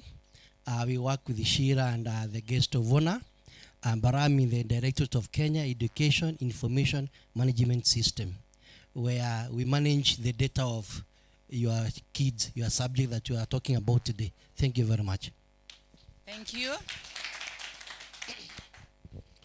Good morning, everybody. My name is Daniel Chepkwony. I work with the guest of honor and Sheila from the Ministry of Education, and also my brother here, Mr. Kiruja from Samastea, is one of us. From a directorate called Project Coordination and Delivery. So we work as a team. And I'm happy to be here today. I've also seen my brother. Yeah, we worked with him. Before I joined education, I was in the NGO world. So I'm at home. Thank you so much. Thank you. Asanteni sana. Bwana Kirunja. Ungesimama. You are part of the MOE. Ungesimama tu, lakini alinjintroduce na hata ameitwa Santi. Thank you, sir. You can sit. So, my name is Kaku Kimando. Kaku Kimando. I am an officer in the Directorate of Special Needs Education. And today I have been sent by my supervisor, the head of Special Needs Education, Mr. Frederick Haga. You know him. He was called for an urgent meeting, and therefore he sent me to come and represent him. I hope I will be able to fit into his shoes. Do we have somebody who does not understand Kiswahili here? Anybody? You strangle. Tuko na mzungu hapa anasema ana struggle. Asante, nimefurahi kusikia hayo. Tukiwa hata na caregivers, tukiwa na watu wote ambao wanaelewa Kiswahili, tuna kienzi. Mimi napenda kukienzi. Nataka niseme kwamba siku ya leo katika sekta yetu tuko na furaha tukisikia mipangilio mlio nayo aswa that study, kwa sababu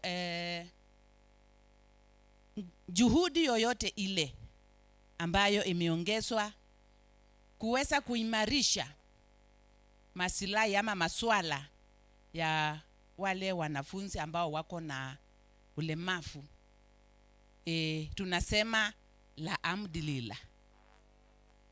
Hapa tuko na ndugu zetu ambao wanasikia alhamdulillah. Yes, kwa sababu inclusive education is a concerted effort. Yaani ni kazi ambayo inataka, kazi ni nyingi ya kufanywa, lakini wa kufanya hiyo kazi ndio wachache. Kwa hivyo tukiwa mahali hapa tumekusanyika pamoja na washikadau wale wengine, tunasema ni furaha kuu sana. Nianze na kusema kwamba Wizara ya Elimu ni wizara ile, pengine siku ile wizara zitakuwa zinaingia mbinguni, hiyo itaambiwa we pita haraka uingie, kwa sababu Wizara ya Elimu imeweza kuimarisha kazi ya inclusion kabisa katika kila nyanja. Every sector unapata maswala ya special needs education yameweza kupewa kipaumbele. In fact, the Ministry of Education, development of any policy, if there is a development of any policy, any legal framework, kuna manual inaandikwa, kuna kazi yoyote ile inafanyika ya kuimarisha elimu, ni lazima kuwe kumewakilishwa masuala ya special needs education and training. Tunaongeza and training kwa sababu tuko na wale wanafunzi ambao wanafaidika kupitia training, sio masomo aswa, especially the STEM based pathway. So we say education and training. So hii wizara imeweza kufanya kazi nyingi tanzia mwaka wa 1945. 1945 unaweza kuuliza ndio kulikuwa na nini?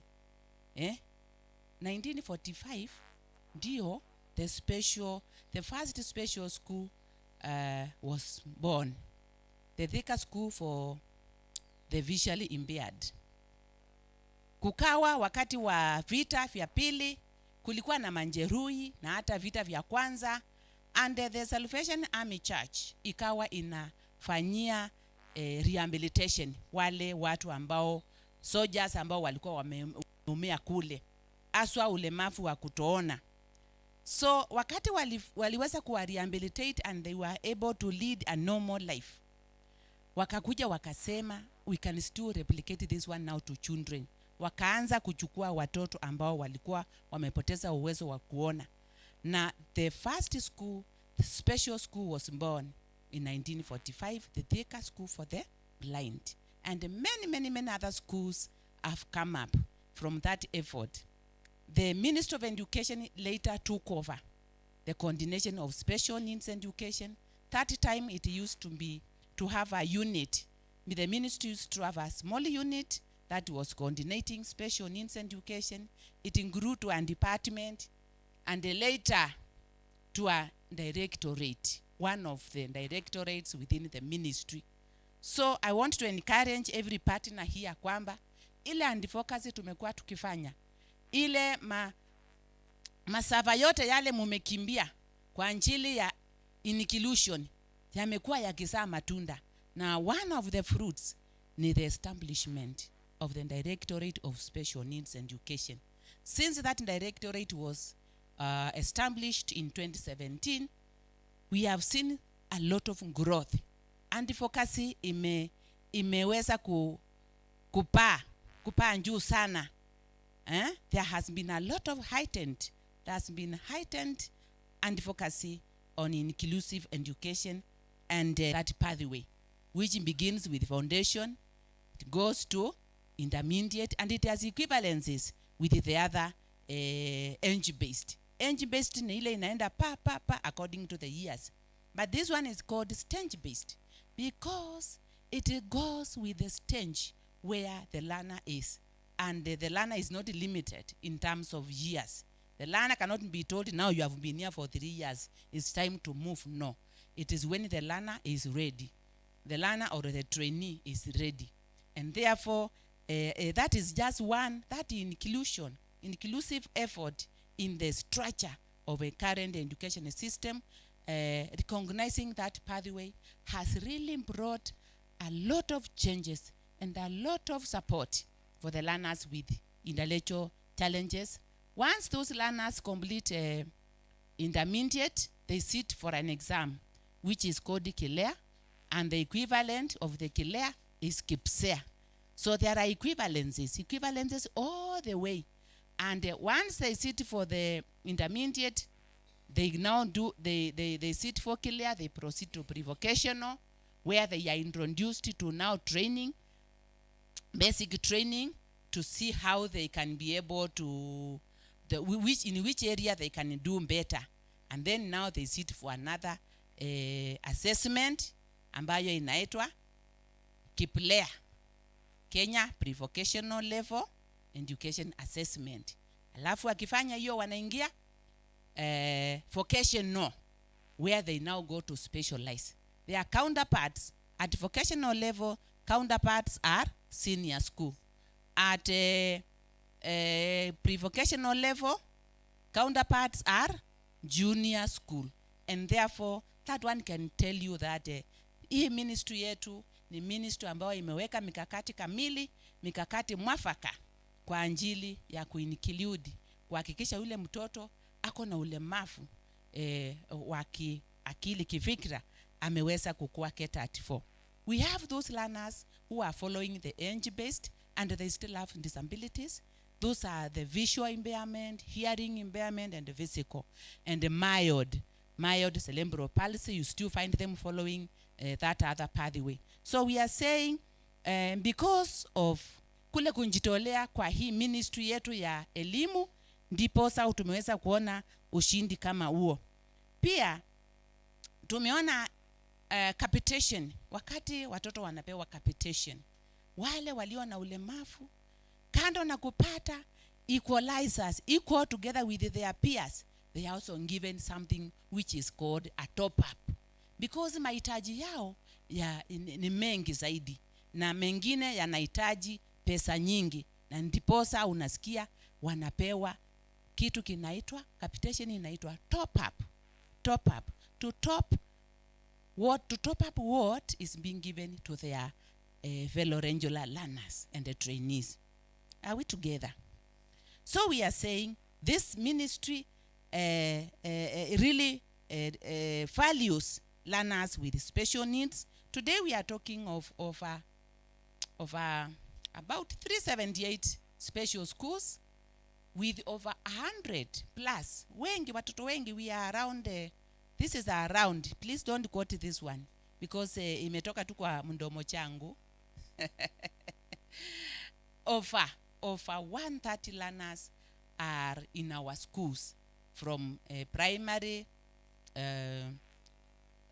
secondary, junior school, and also those who are now who joined in grade, who are in senior school, junior, senior, secondary, primary, and I told you there are equivalencies at whatever level for those learners with intellectual disabilities. So we are saying they are given a top up. The number, because there is an exercise which is ongoing, inaitwa verification. You cannot give the number of learners currently because the exercise is still going on. But I have said approximately we have offer not below 130 wako kwa mashule, na they are being given capitation by the ministry. So therefore we are saying this ministry has done a lot. Going to the Directorate of Special Needs Education is one of the directorates that was established by the ministry because of the advocacy ile huwa mnafanya washikandau, mumefanya sana mkipendekeza, mkisema hii directorate. Enzi hizo wale walikuwa wanafanya hiyo advocacy kwamba we want special needs education to be given a fully pledged directorate, and it was granted in 2017, and it was given a director. That time it was Madam Maria Cherono, and currently we have Mr. Frederick Hager. And we are saying it has the mandate of coordinating provision of quality and relevant. CO2 quality, it has to be relevant to the learners and the issues around the learners, and more so the issues of disability, the challenges that are brought about by disabilities. So quality and relevant education and training. So we are saying this directorate is working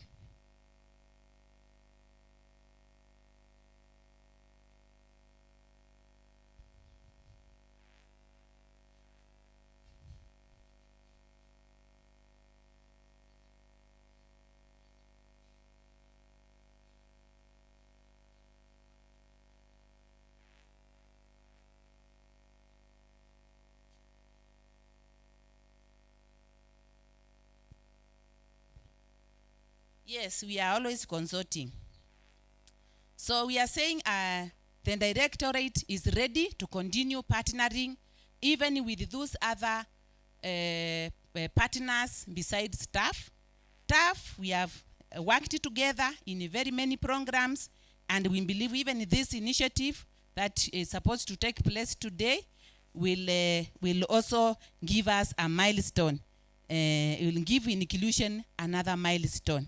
So with those few and many remarks, I want to say I was told to come and represent the director in the launch. And at this juncture, I don't know where are they. Maybe we can consult. Do I just pronounce? Or there is something which is being done?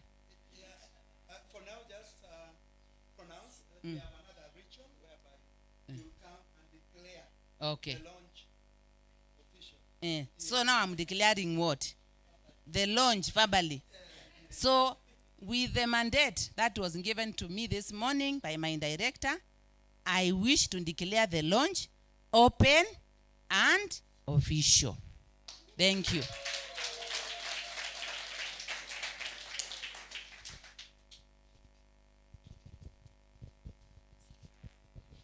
Thanks so much, Madam Director.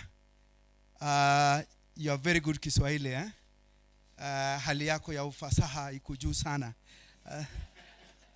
In fact, anytime I mention a word in Kiswahili or I make a sentence in Kiswahili, kindly just find yourself voluntarily clapping. Eh? Akona hali ya ufasaha ya hali ya juu, eh? Thank you.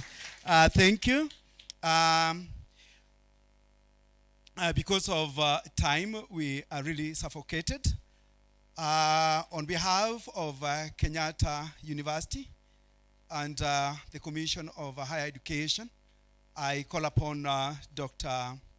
Nelly Otube just to give her remarks. Tumpigie daktari makofi jameni.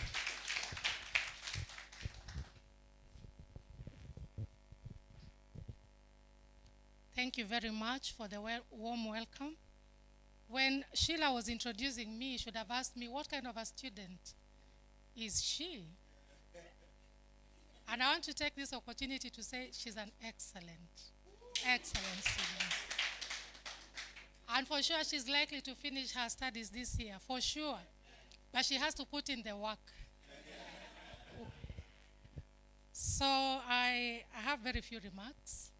The Ministry of Education, represented here by the Director of Special Needs Education, TAF Executive Director in absentia, TAF Director of Programs, the Inclusive Education Manager, other TAF officials, invited guests, ladies and gentlemen, good morning.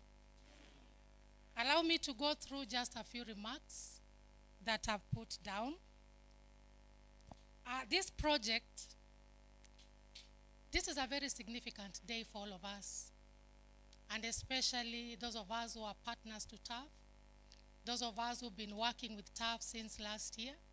We have seen the progress that have been made. We have seen the milestones that have been taken up to this point where we are talking about a longitudinal study that is going to take a period of 3 years. So I think for everybody concerned, this is indeed a joyful day, to say the least. As I mentioned earlier, I've been a teacher trainer at Kenyatta University for the last 25 years, specializing in special needs education and inclusive education, to be specific. Therefore, I'm familiar with the challenges our learners with special needs face in our schools. We all know that disability inclusion is a very pertinent issue that needs discussion on a daily basis. When I was listening to Ikonya speak on how far we've come as a country and the challenges our teachers are facing in trying to address the needs of learners with disabilities, you note that the teachers are willing, but they don't have the competency. That is the message we get all the time. They are willing to include these learners in the classroom, but they don't know how to do it. And that's why a study like this one is very timely. It is very, important to ensure that we are able to achieve that milestone we are looking at. So many children with disabilities miss out on education, as we all know. Many of them are left at home unattended, without schooling, and therefore at the end we talk about them not being included and them not realizing their potential that they would have otherwise realized if education was made inclusive for them. And that's why this particular study, the thinking behind it, we've seen the journey that staff has walked in matters inclusion. You've heard about the passion and the vision that they have had when it comes to including learners with disabilities. And therefore, even the thinking from the pilot that we had last year to the thinking towards having a longitudinal study, it all goes to helping these children be included in our schools. So studies show that many teachers, as I've already said, lack the requisite knowledge and competencies on how to plan instruction, how to accommodate children with disabilities, how to include assistive devices when teaching these learners. Because of this, many of them, as I've already said, end up wasted. And when you talk about wasted, it means you may have a child who is otherwise very brilliant, but because the necessary interventions were not given, this child ends up wasted, completely wasted without any future, simply because the teachers have not been equipped with the necessary skills and knowledge on how to accommodate them in the classroom. So this launch, therefore, is a very proud moment for the Action Foundation and the partners like myself from Kenyatta University. It is a major milestone where we officially look at how to start interrogating issues on inclusive education. The objectives that have been set forward by this initiative, this particular study, at the end have to be attained, because that is what we'll be interrogating as we engage in the study. Last year, we conducted a pilot study, as was mentioned earlier, on inclusive education in Kajiado among education officials and teachers in general. And these were regular teachers, some who are already familiar with learners with special needs.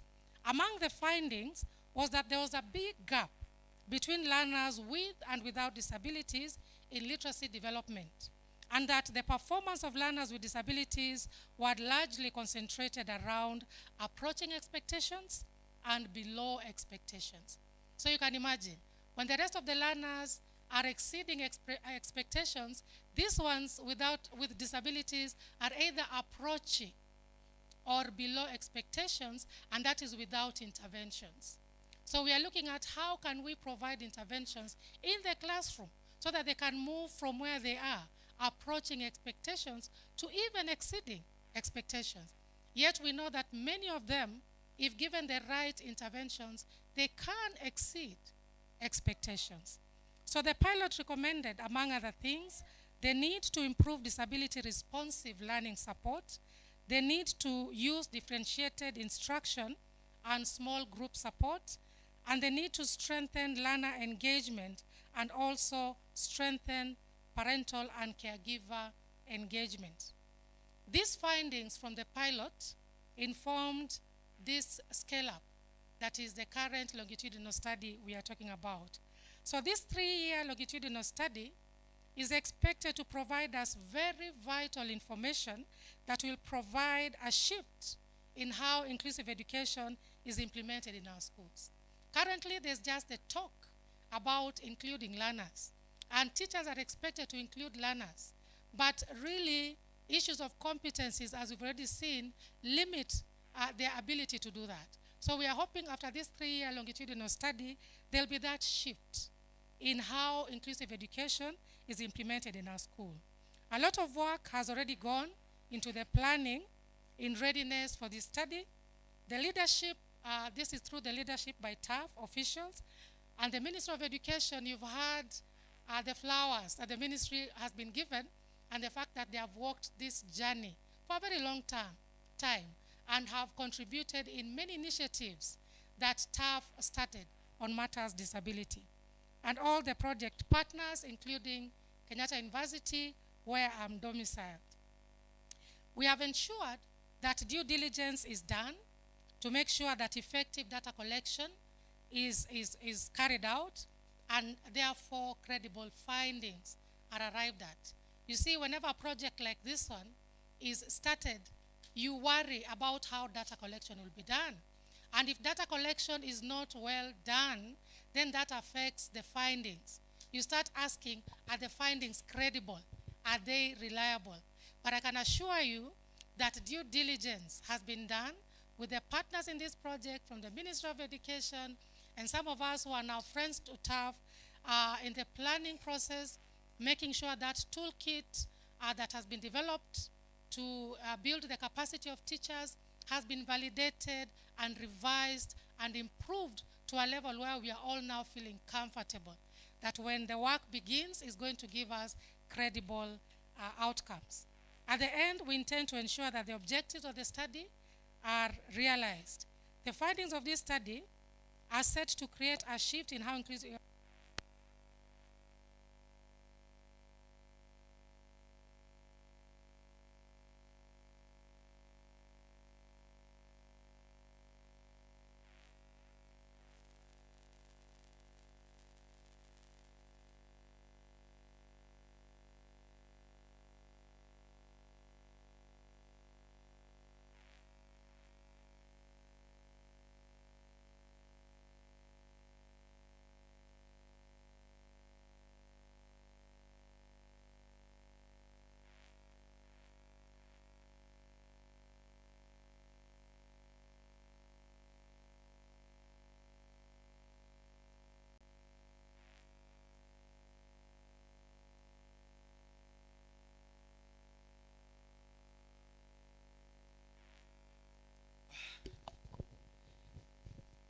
That was powerful. And I think that is just the launch. Can we put our hands together for Dr. Ari? I know we can do it better. Is that okay? Okay. Yeah. Yeah. One serious clap, huh? Yeah. Thanks so much, Dr. Ari. What has come out very strongly in presentation is the bit of this study focusing on confronting or on interrogating gaps on inclusive education, and also mechanisms to use to confront the same gaps. Thanks so much, Madam. And I also want to say that Madam is very humble. She has been part of this. actually for the pilot study that was done in Kajiado. She was our main, she was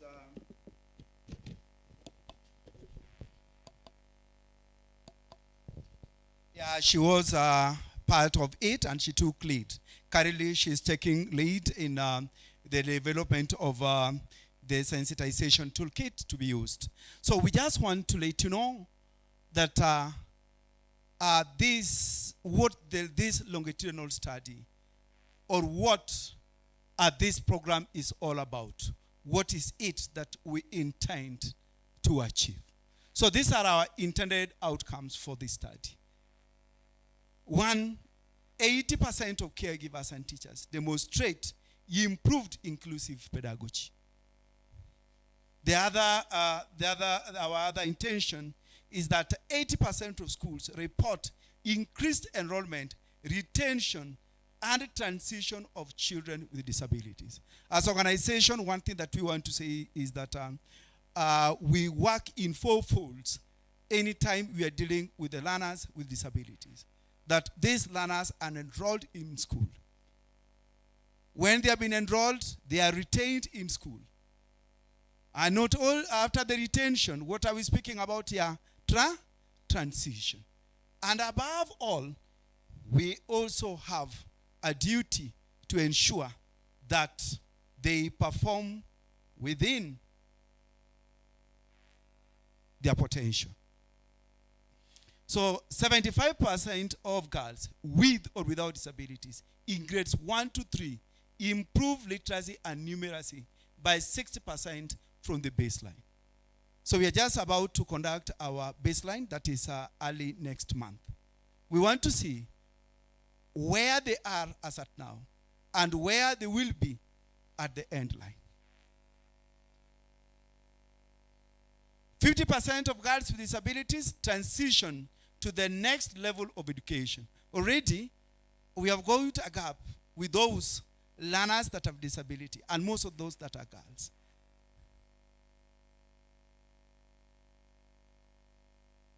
Quite a good number of them drop. They don't transit to higher grades. They don't even transit to career pathways. So our target here is to ensure that 50% of those girls with disabilities transit to the next level of education. And that is what our data will be capturing. Inclusive, gender-responsive modules strengthened in teacher education and diploma curricula. One of the things that we are doing, we have just developed knowledge products. And one of the knowledge products that we have developed is a sensitization toolkit for the pre-service and in-service teacher training.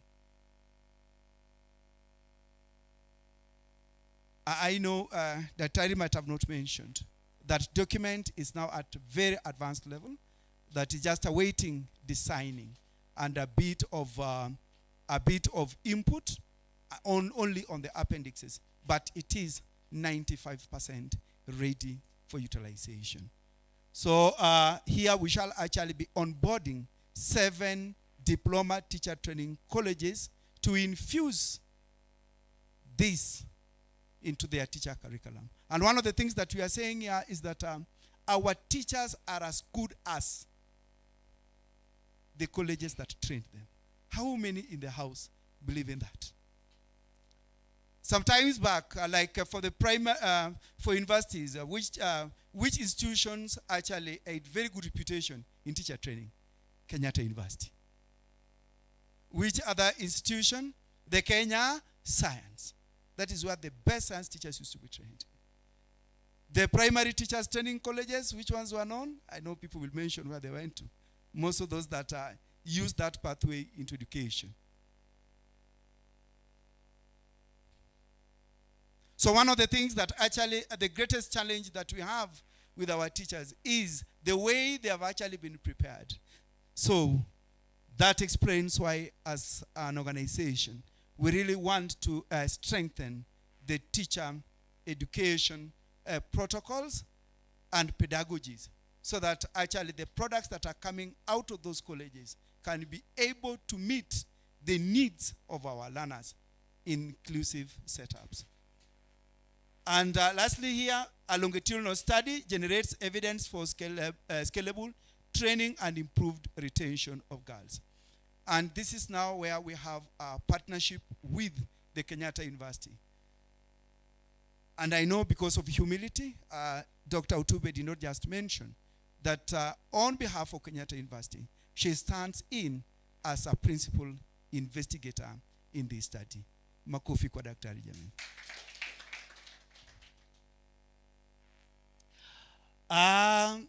This particular study will be done in actually these 7 counties. And I know sometimes somebody will be asking, why did we choose these counties and not any other?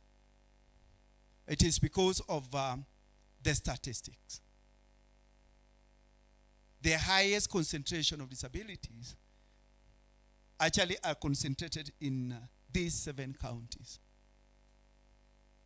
I know we are also dealing with other 3 counties for another project that is on Lego Braille bricks on visual impairments.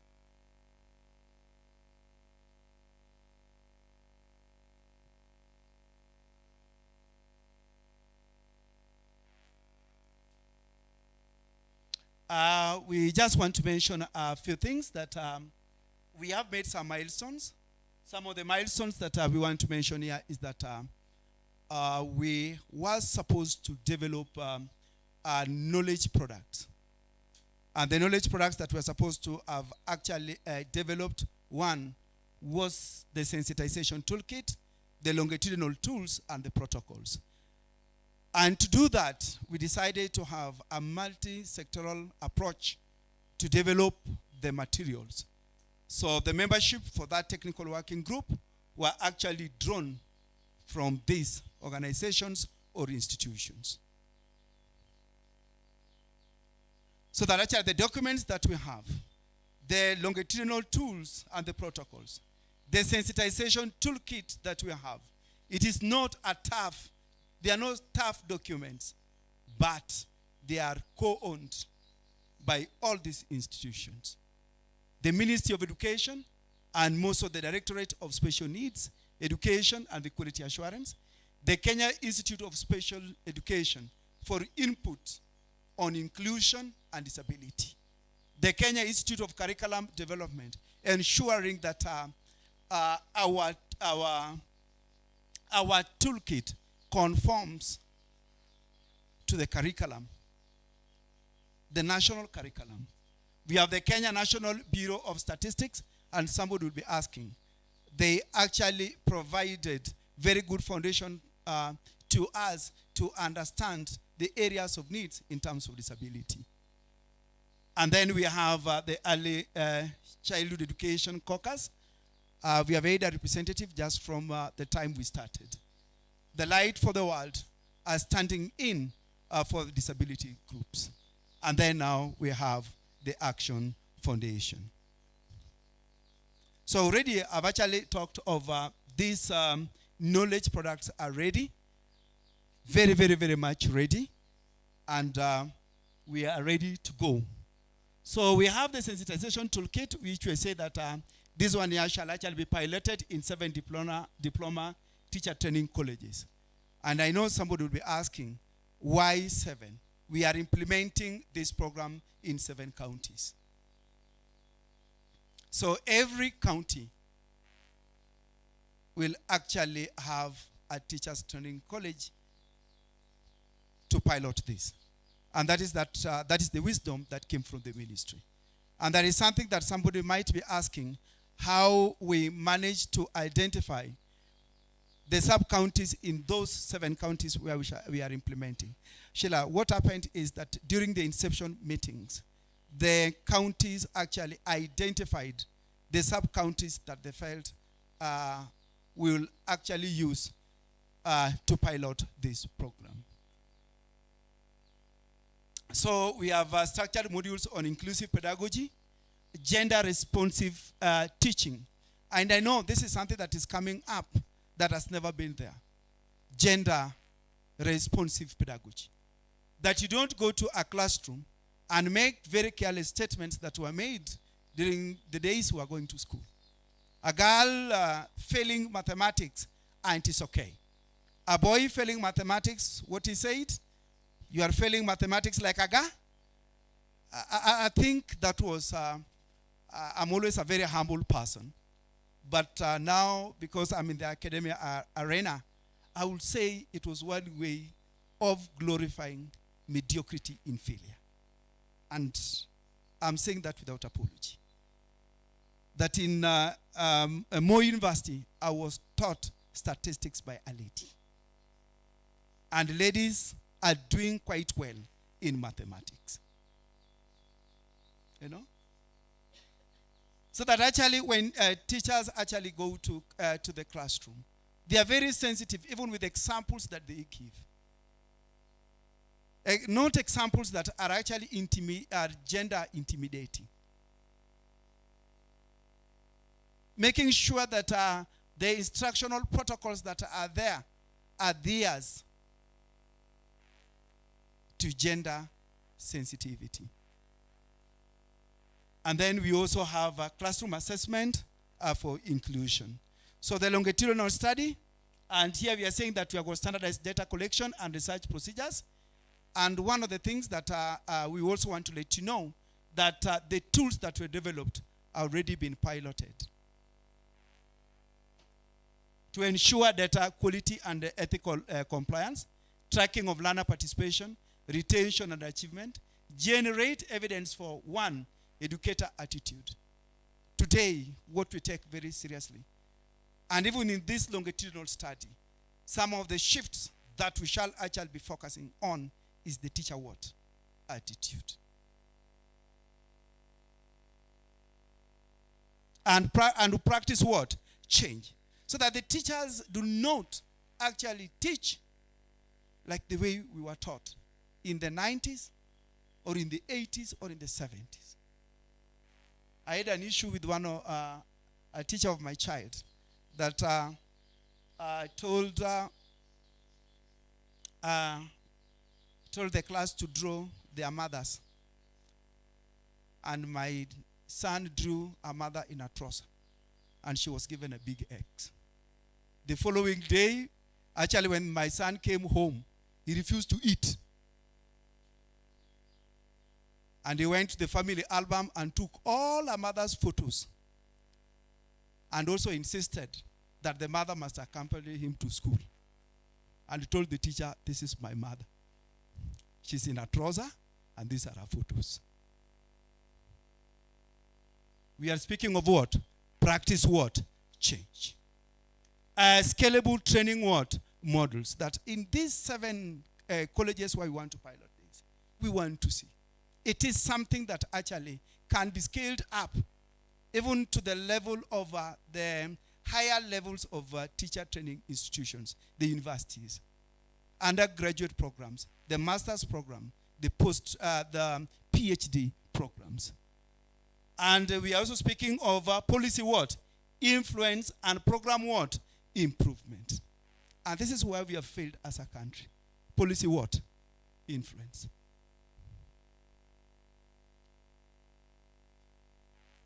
Yes, we have got policy, there can be influence, but it doesn't make sense where there is no what? Program what? Improvement. Already we have selected 140 schools to implement this. In every county we shall be having 20 schools. And somebody might be asking our criteria. Our criteria is very simple. And this is something that actually we really want to thank you, Madam Sheila, that she strongly took lead on. All the schools are integrated what? A good number are integrated schools. That is to say they have got both regular and at the same time the special what? Units. And remember our focus in pre-primary and grades 1 to what? 3. And one of the things that we are saying as an organization is that if the foundation of a child is shaky, then they are likely to have problems with what? Learning outcomes in higher what? In higher grades. And those of us that are parents, actually I can take my child anywhere in grade 4, but I cannot take my child anywhere in the pre-primary and in grades 1 to what? 3. Because if they are well prepared, then they are likely to make it.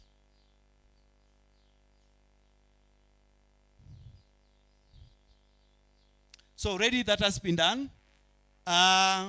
So these are the upcoming activities, that is between March and April. Currently, we are in the process of nominating 600 research assistants. That is 60 for each, that is 4. For each sub-county. So we intend to have a 2-day training of those research assistants. Immediately we are done with the key protocols that is being led by the ministry. And then we want to have a 5-day baseline data collection. In April, because of the long holidays, we were advised by the ministry that we shall actually be training 700 teachers from the 140 schools. And then actually we shall also be training our tutors in the 7 diploma teachers training colleges. So our other focus is system strengthening and advocacy.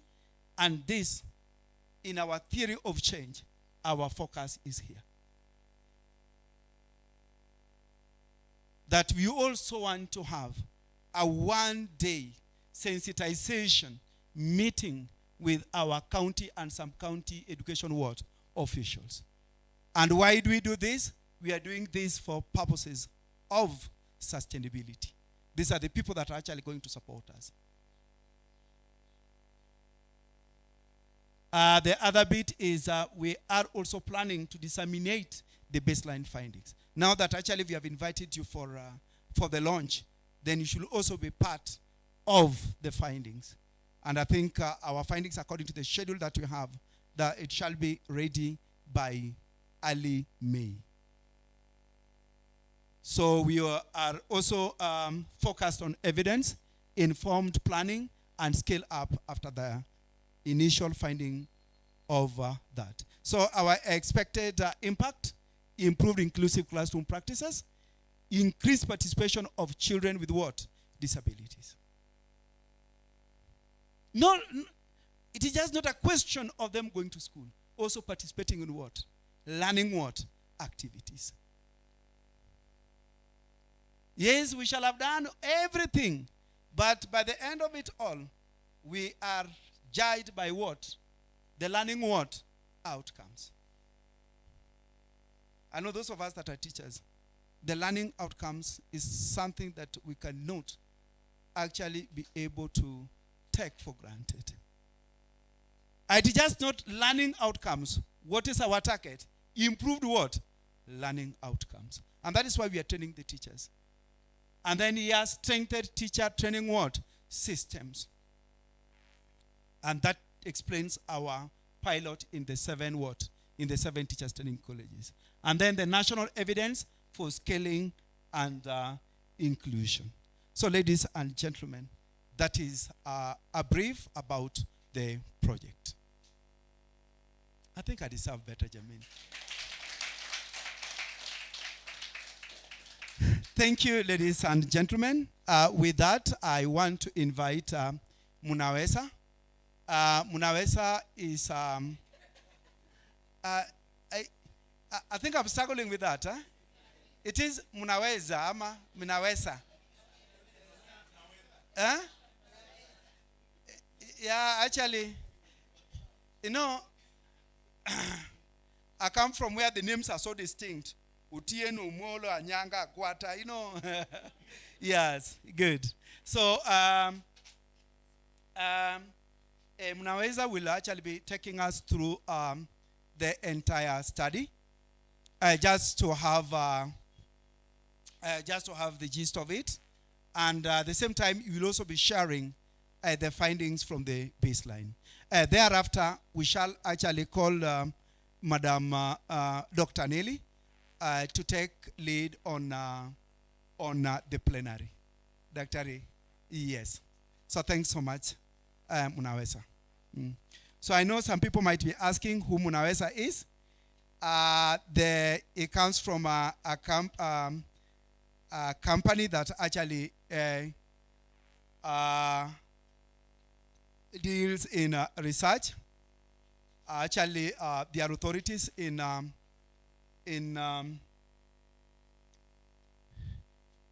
research.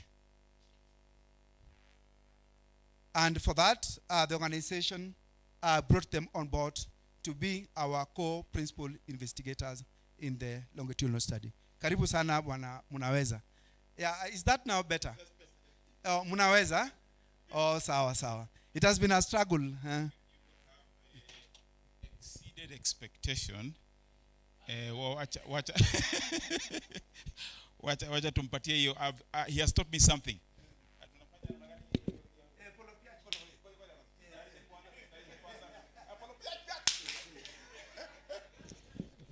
Thank you very much. On behalf of the principal investigator, Dr.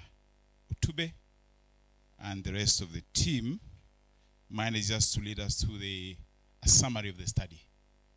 And I know that there are some of us who will need some help, so nitakupia nikifika katikati hapo nikichanganya Kiswahili itakuwa sawa. We will take a few minutes just to run through 6 main things. Most of that has been covered by Thomas Odeny. Just a quick brief on the background, which has been well covered, so we will not take a lot of time there. Look at the search questions, the study objectives, then the methodology we will use, and a summary of what came out of the pilot that we've done. And then how will this study help us? Building on what Dr. Tube mentioned while she was giving her remarks. So most of this, as I've said, especially at the background level, has been covered, so will not take a lot of time. But we just want to make sure that we don't struggle with the title of the project, which is Transforming Early Childhood Education in Kenya, Scaling Disability Inclusive and Gender Responsive Learning. So there are 2 legs. One is disability inclusive, and the other one is gender responsive learning. So both of them are working hand in hand. And I know that the ministry insists that we are now in the era of early years education, but will allow us to continue with this. We will catch up with you soon and call it early years education, but at the moment it's transforming early childhood education in Kenya, scaling disability inclusive and gender responsive learning. The background, we will not take time, is just that we have based this on the experience that we have had as an organization, but also there is also theoretical and academic background to it. Around inclusive education is already established, that is very improves learning outcomes for all learners, not just those ones with disability. About integrating diverse students already established, that it reduces discrimination and stigma. So besides just outcomes for the learners with disabilities, even those ones without disability also benefit from inclusive education and from the integration of diverse students. And then also this idea of targeting student learners with what is required for their level is very important, that differentiation. And so that's already established long ago, I think over 20 years ago, it's already established. And as recently as 2 years ago, a study was done in Nairobi here that shows that, teachers, as we've been saying, teachers are willing to do it, but they don't have the skills. And it would be useful if we give them the skills so that they can implement differentiation and progress the issue of inclusive education. This study is responding to a problem. I used to go to school also, and they were talking about problematization. So you have to problematize. That's what I was being taught. But there's a challenge we are facing, and this study is in response to that. One is that learners with disabilities have challenges with access, with retention, and also with transition. And their learning outcomes also, when compared to those without disabilities are lower than that.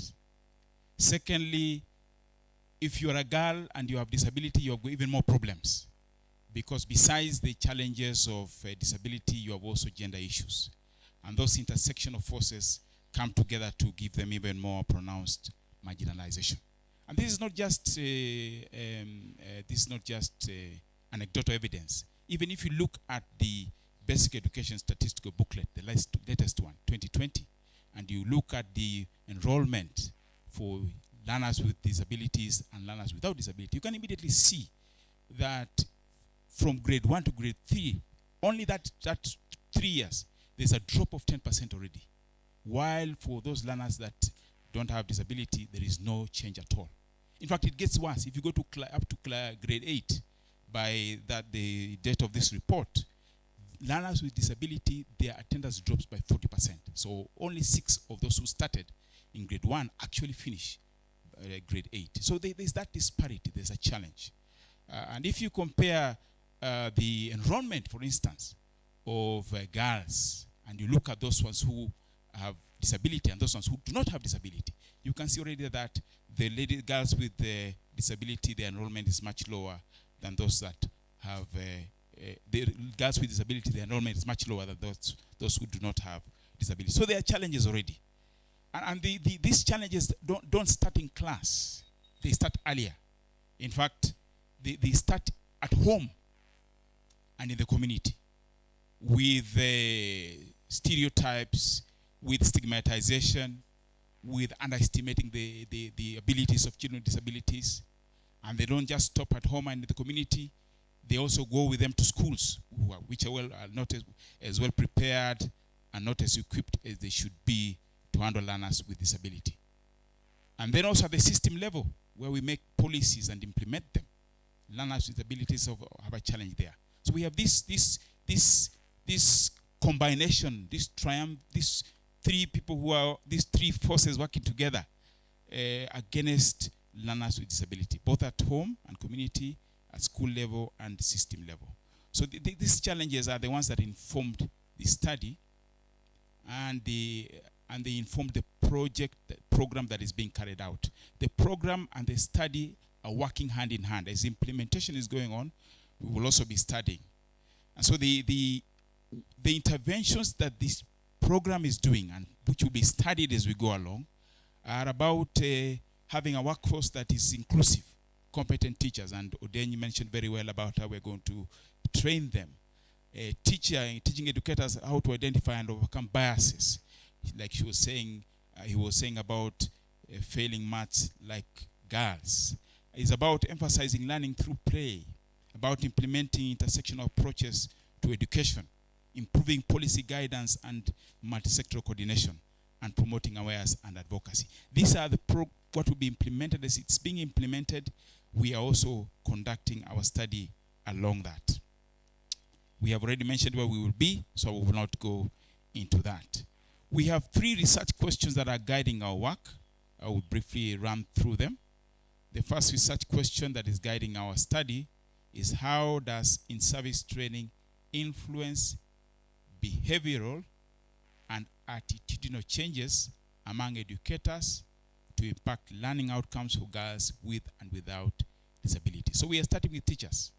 We want to see how is their attitude and their behavior affecting learning outcomes for girls with and without disabilities. Secondly, we want to see which elements of the training that will be carried out are most frequently adopted, and how can we effectively scale their use. So the monitoring of implementation, there will be classroom observation, there will be several ways in which we'll be monitoring how these elements are being implemented, and see what is it that is adopted most frequently and how can we scale up its use. Thirdly is how can data be leveraged to support the continued retention of girls with and without disabilities in school, so that after doing all these things, their retention improves and their learning outcomes also improve. The objectives of the study, to summarize, the general one, is just to pursue 3 things. 3 things. We are using finances from a donor but we want to make sure the dollar works as much as possible. So we'll be making sure that we look at effectiveness. Are we effective in what we are doing? Secondly, is it scalable? Can we go beyond the 7 counties? Can we cover the whole country? I think Ikonya was mentioning about Africa. Can we go beyond the borders? How scalable is it? And then is it sustainable? So those are the 3 main things we'll be looking at, broadly speaking. And then we've broken this down into several study objectives, and then I'll be very brief also. There are 6 of them. One is to just measure enrollment. The enrollment of girls, their retention, their transition. It should improve. That's what the aim is. 2, we want to see the behavior and attitude changes in educators as they are being trained. So we'll be measuring that. Thirdly, the engagement of parents. We say the problem starts at home too. So how engaged are caregivers and the community with their learners? Fourthly, what are the barriers that stand in the way of implementing inclusive and gender responsive practices? We have policies. Somebody was joking that in Kenya we have a lot of policies and the laws, almost laws for everything. But are there still barriers that stand in the way, and which barriers are those and how can we address them? And then we will also be tracking and maintaining data. We want to have evidence-informed advocacy. We want to be able to monitor data, keep that data, and we will capture it and share it on a dashboard. And then lastly, we want to be able to put on the table policy recommendations that are backed by evidence. So if these are the 6 things that we'll be measuring our success against. The methodology we will use, I'll break it down. First of all, the study population, who are we going to work with on this journey? Like we have said, and it's been summarized, and I will not take time, we are working in 7 counties. Schools that are going to be we are going to work with are public schools that have integration or inclusive learning, and that they have also pre-primary classes. And like has been said, the minister has been very helpful in doing that. The learners we are going to work with are limited to PP1 to grade 3, those 5 classes. We are going to be working with both boys and girls, and those with and without disabilities. We are also going to be working with teachers and heads of institutions. So once we have selected a school, we now have the schools. We will go to the school and sample a class.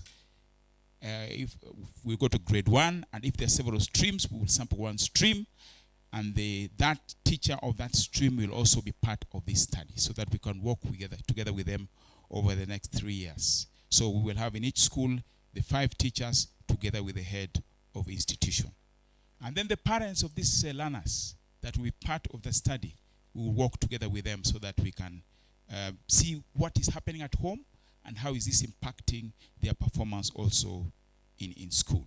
So we will work together with all of them in the course of this study, and we will gather data from them and report accordingly. I have already mentioned this, and that has already been done very well by Edeny, so I'll not go into this, but there are both inclusion criteria and exclusion criteria, which we have already been employed, and we are happy with the results that we have got. What is the sample size that has been mentioned? We calculated the sample size for longitudinal study, and Edeny has already mentioned. Those are the numbers we'll be working with, 2,800 learners, and I believe we will go even higher than that. Resources available, caregivers, and the number of public schools and number of teachers. So the basic minimum we need is this, and I believe that TAF is working on the resources to allow us to get an even bigger number of study participants. We have already mentioned about the allocation. There will be head teachers, there will be pre-primary school teachers, grade 1 to 3 teachers, and also the board of management, which in many cases the head teacher will also represent them. The data collection methods that we're going to use, just to run through this, we will have a systematic review of documents, school records, project monitoring reports, implementation reports. We will have key informant interviews being done, at school level, at ministry level, at county level. We will have focus group discussions with teachers and caregivers. We will have learner assessments for PP1, PP2, grade 1, grade 2 up to grade 3, evaluating literacy, numeracy, and also for the PP1 level socio-emotional skills. We will also be carrying out a survey of teachers, baseline level. We will find out about their practices and attitudes. We'll have a caregivers questionnaire for caregiver survey. There'll be school visits to assess how adapted they are for learners with disabilities. But beyond that, also to have classroom observation sessions. And then we will also have discussions with policy implementers and policymakers around policy and systems. And how ready are we? And where are the challenges? Where are the gaps? And what can we do to intervene to promote inclusive and gender responsive education interventions for children with and without disabilities? That's a summary of the tools we'll be using. We will also have a dashboard that I have mentioned earlier that will capture the information. Once we are in the process of developing the dashboard parameters. There will be, we will share with the technical working group the prototype, and we will capture the information as we gather during the baseline, and also ensure that we can share that information usefully with all the stakeholders so that we can have data-informed, evidence-informed decision-making and interventions. During this study, we have looked at a number of ethical issues. One is to ensure that we are benchmarking on what is industry practice, that we are making sure we are safeguarding, that we have informed consent, that we have confidentiality, that we conduct ourselves in accordance with what is expected when we are dealing with children. So those have been complied with, and we will continue to make sure that we adhere to them. Data protection, we have also ensured that we work together with the requirements of data protection, and also we have got, thanks to Dr. Otube, we have the review done by Kenyatta University, and we have succeeded in that process, and now we are pursuing the NACOSTI license. And I believe once we've done that, we'll be able to run to the field. We have already had consultations with Kenya National Bureau of Statistics, and so far they are happy with what we are doing, and we will meet, like they said again, let's meet after your baseline so we can look at your data. So we've progressed well in terms of those ethical requirements. What are the key components of our study? There will be a baseline, there will be a midline, there will be an end line, and then we will try and make much of the evidence, use it for policy purposes, and learning as a team. But we've also had a pilot, which I will mention briefly, that has helped us to be able to tailor our baseline tools and our efforts to meet our needs. So I'll just take a few minutes to run through the pilot study, what has come out. We said, the pilot study, we did it only in 3 schools. Pilot study was done before the baseline, which is going to start in the month of March. The pilot study was conducted in January, done in 3 schools in Nairobi. Don't confuse it with the pilot that was done in Kajiado, that was done much earlier. This is a smaller one, just to make sure that the tools are working well. So we spoke to 84 learners, and then out of those, 26 had disabilities. We administered the questionnaire to 11 teachers. We had 8 classroom observations. We interviewed 3 heads of institutions, and we had 1 focus group discussion with caregivers. And the team that did this pilot was composed of Ministry of Education officials and TAF staff, and we 10 of us went to the field to be able to do so. Out of the results that came out, is the whole table here. I will not take a lot of time, just summarize what came out of it.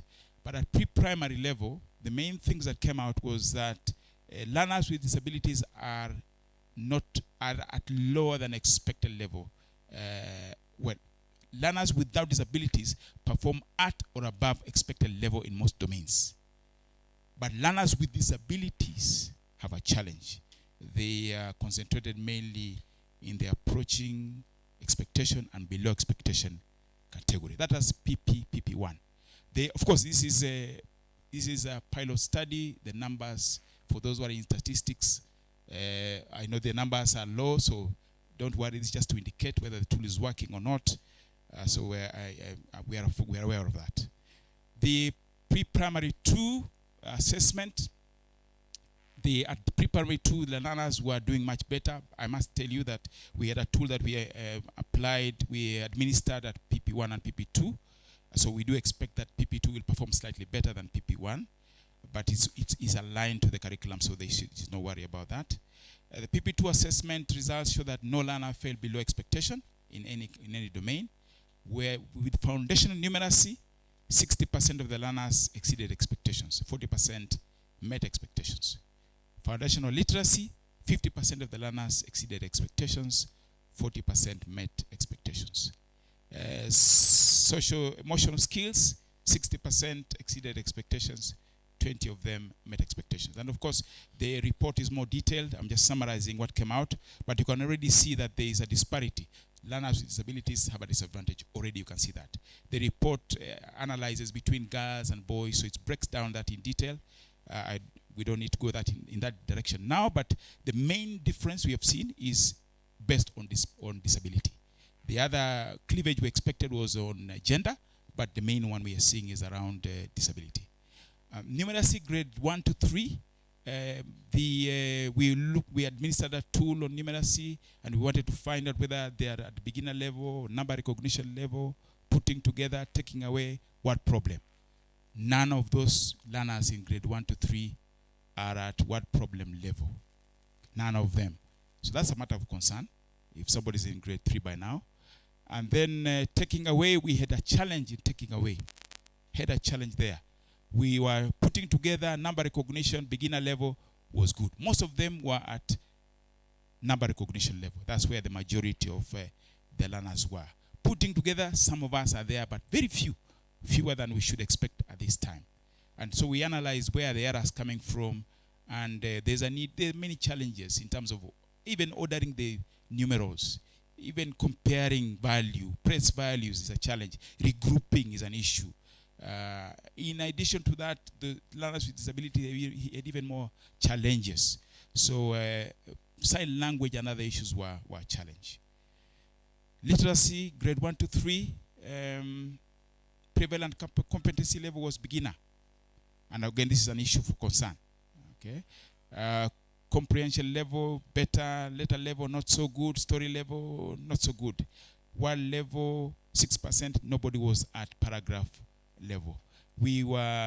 This comprehension level was very interesting because the people who got that comprehension level, one of them was a learner with disability. So it was very interesting that we saw that first, what did I want to say? At story level, one of the learners said, where's the story level, paragraph level? Yeah, at comprehension level, the boys without disability and girls without disability performed very well, much better than we would expected.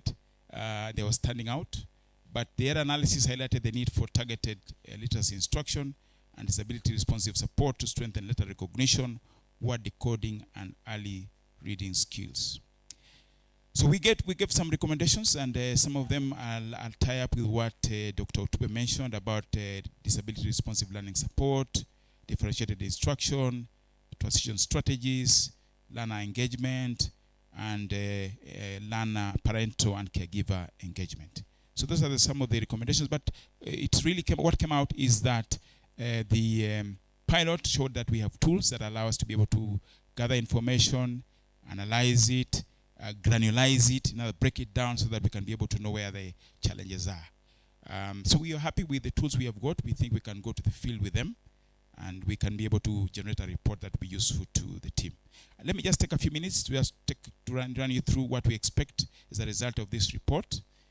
One of the things that we expect is that we will have a lot of discussion around curriculum. I must mention that this study and the tools were informed by looking at the curriculum designs. So each of those questions is aligned with the curriculum designs for each of those levels. Secondly, the tool, the study also measures a number of outcomes. If you look at the basic education curriculum framework, there are a number of learning outcomes expected.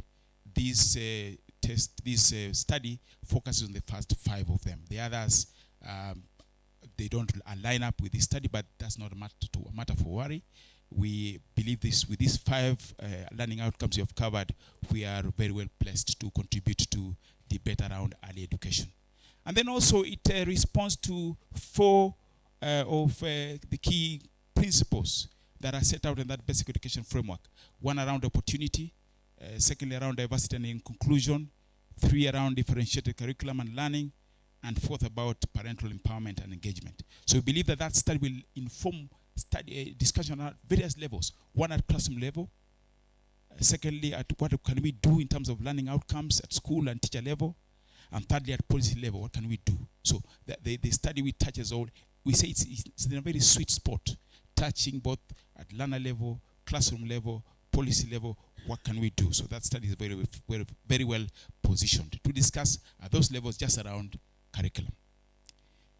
Secondly, it's also there's a lot of discussion we're going to hear around pedagogy. A lot of it. People were asking, I remember we were discussing this and they were saying, is it pedagogies or pedagogy? And that is a discussion I will leave to people like Thomas. But then we believe that this study is going to really help us with effective pedagogy. Those teaching methods that deeply engage learners, that foster learning and lasting understanding, and that produce positive change. We believe that they will do that.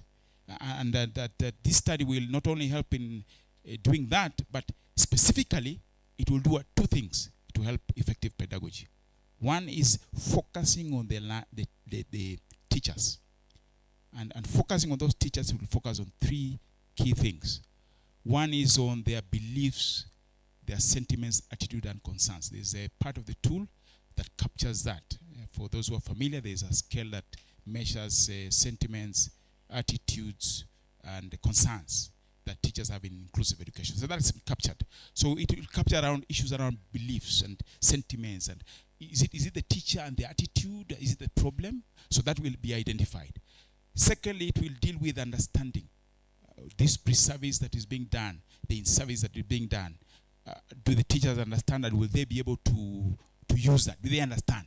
So we will capture that as a part of this study. And so also, and thirdly, about what they do in the classroom. So in terms of the teacher, equipping the teacher well, we will be able to know, yes, we will not just say the teachers have a challenge, but we can say exactly where that problem is. Is it at attitude level? Is it in terms of understanding? Or is it in terms of their behavior? So that study will help us to be very targeted and nuanced in our interventions with the teachers. And secondly, the thing that will help us with the teachers is that it will help us to be inclusive. Inclusivity. And I just take a few minutes so that there are 2 main inclusive things we want to capture. 1 is around gender responsiveness. So this study will be really focusing around how gender responsive is pedagogy. Does it address the needs of boys and girls? Does it ensure equal opportunities for all learners to succeed? That's what it will be focusing on. And also about inclusive pedagogy. Does it take into account the disability status of the learner, their potential, how they identify themselves in society? Those dimensions at social level, the dimensions that they bring to the classroom, will also be taken into account as we carry out this study. So we believe that this study will be very helpful in those areas. And not only that, but it will also help in terms of policy discussion. I know there is a sector policy for learners and trainees with disabilities. We believe this study will help there.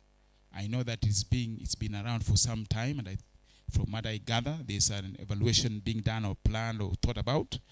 And I think this study will contribute to that discussion. Implementation, together with the implementation guidelines, this study will inform that.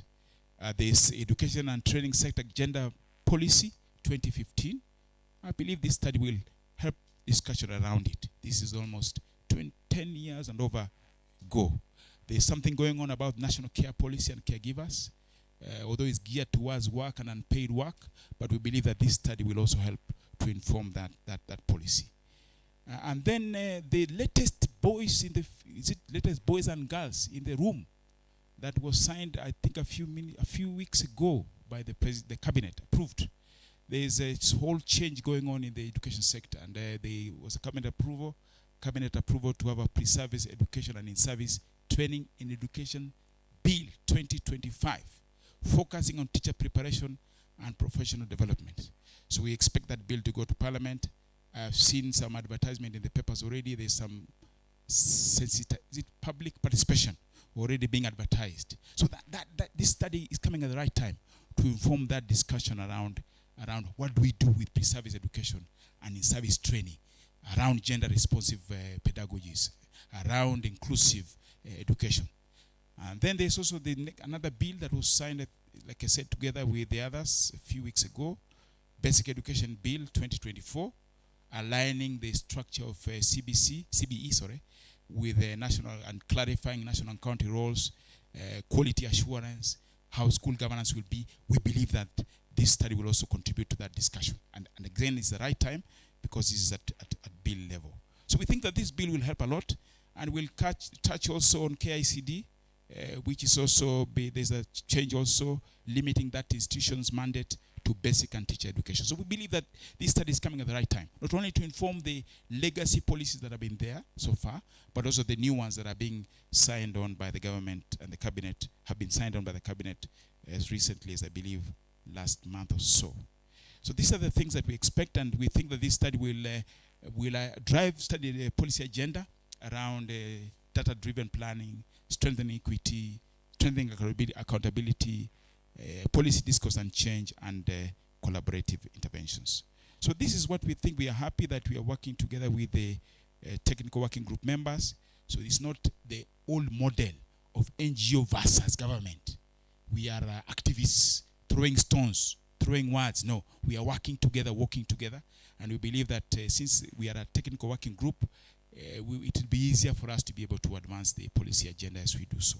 So this study is well structured to contribute to policy agenda in the country.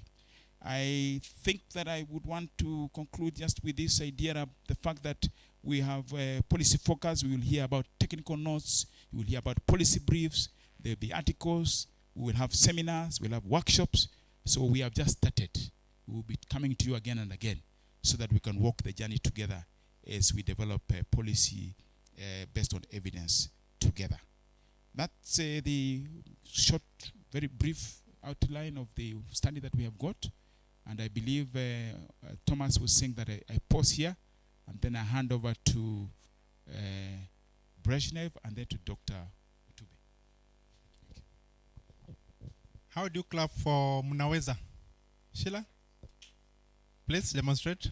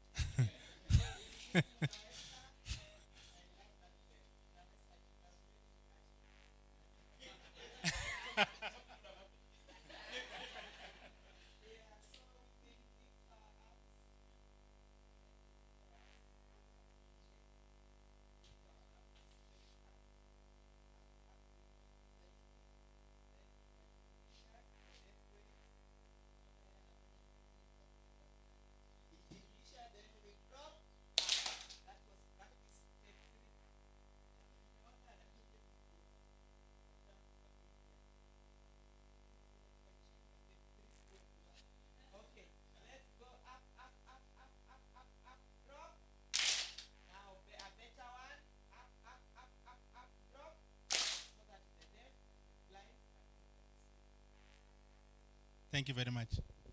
I'll invite Dr. Tube, basically to lead us in the plenary. Karibu Daktari.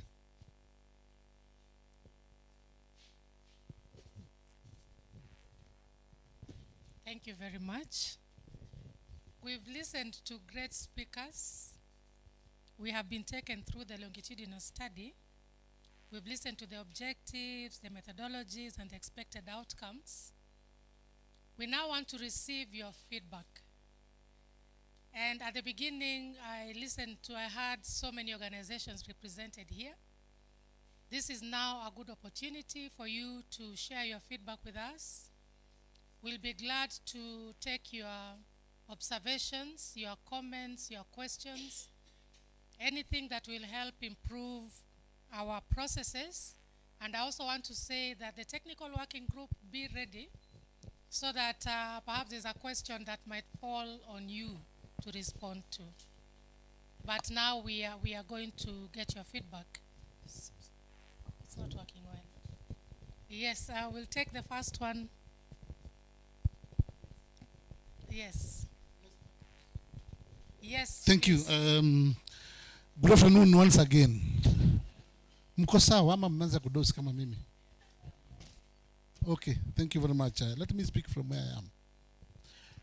This is a good study, and I believe it is well conceived. There are few things that I would like to make comments because I don't want to give a speech, but I want to be quite short, but to the point. Number one is this study is for the child. I believe the child is in the primary. That is the ages between 5 to 17 in this study. That is the children we are covering. So this means primary school and probably junior secondary. That is the child. After that, these others are adults. Number two, I believe the groups you have targeted, which the man who can has done it perfectly. You have children with and without disabilities. But in his presentation, I didn't hear him categorize a guide to how they will get the answers from persons with children with disabilities and those without. What I heard is a general statement of the kind of questions to be asked without particularizing on which kind of group will be asked. Because in today's studies, we always emphasize we must get an answer from the horse mouth. Let us not deal with theory of talking of persons with disabilities and not having a small section to answer their questions. Then those without, for the purpose of comparison. And to see whether, for example, when he was giving examples of level grade 1 to grade 3 and how they are understanding. By the way, let me say that I'm a professional teacher by training. I taught in what is currently being said is senior school, my first posting. I moved from senior school, I went to teacher training, primary level. I moved from teacher training, I taught in the university for 2 years. Then I left teaching. So what I'm talking about is from experience. So the other thing I want to comment about is the disaggregation of data. I don't know how you have disaggregated your data, because we need to know how many boys were interviewed and how many girls were interviewed, because you are talking of gender.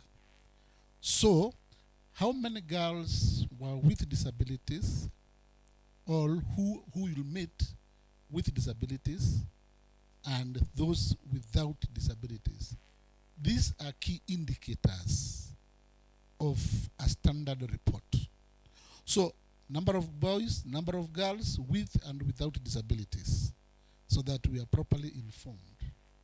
Because in his presentation, he did not give us those disaggregation information.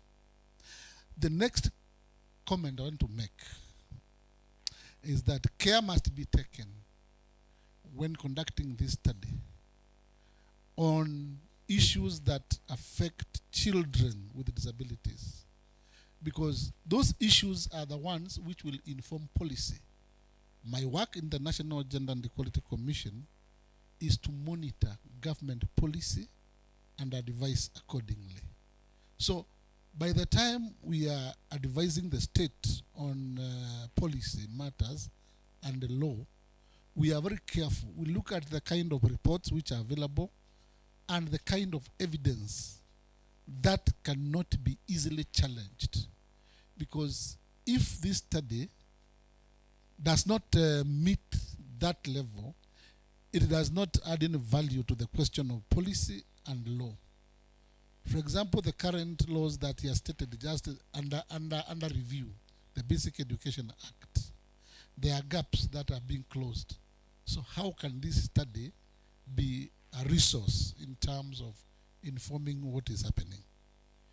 The next question I want to raise is, you are meeting 7 teachers' colleges of diploma level. I want to, my understanding currently is that diploma, all colleges have diploma and what they are calling primary teacher education certificate. So those 2 levels are in the same colleges. I believe so, because for example in teachers' colleges, we have diplomas and we have also the primary school session. So I don't know. Unlike those old days when we had Kagumo Teachers College for diploma and Kenya Science. So those things must be made very clear. And then the other one is, by the time we finish this study, 3 years to come, the 844 will have gone. Are we carefully looking at the curriculum at the CBE level? Thank you.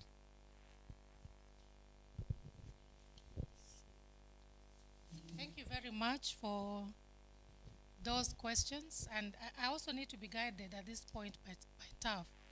I don't know how many questions we are taking. But yeah, I don't know how many questions we'll allow given the time. But we really just want to, as you... I think we can take 5, then we respond to those, then we can take the next round. Okay. Right. So from the first question, the one on, I believe you're asking about the target group, where you want to know whether this goes up to junior secondary. I heard you say something like that. This study is focused on from PP1 to grade 3 only. Yes, that is the target group for the study because it's early childhood education. And the reason that was given as the presentations were being done, during the foundational level education, that is when a lot of mistakes occur, and that is when also intervention is needed to shape the future child.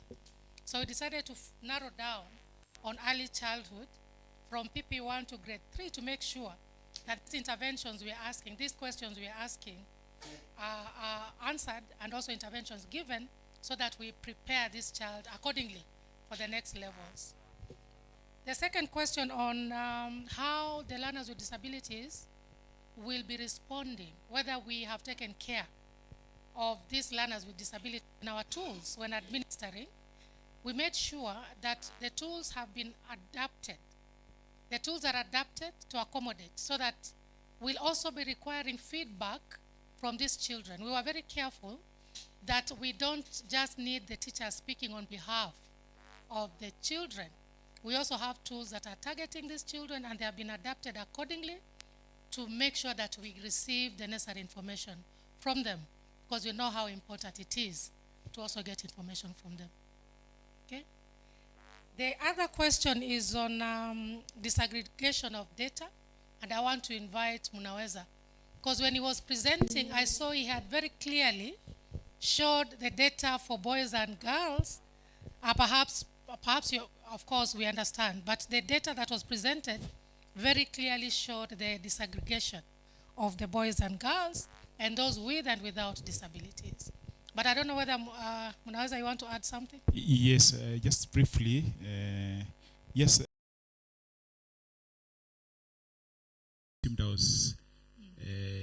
All the people could see what was in the screen, so I must apologize to him.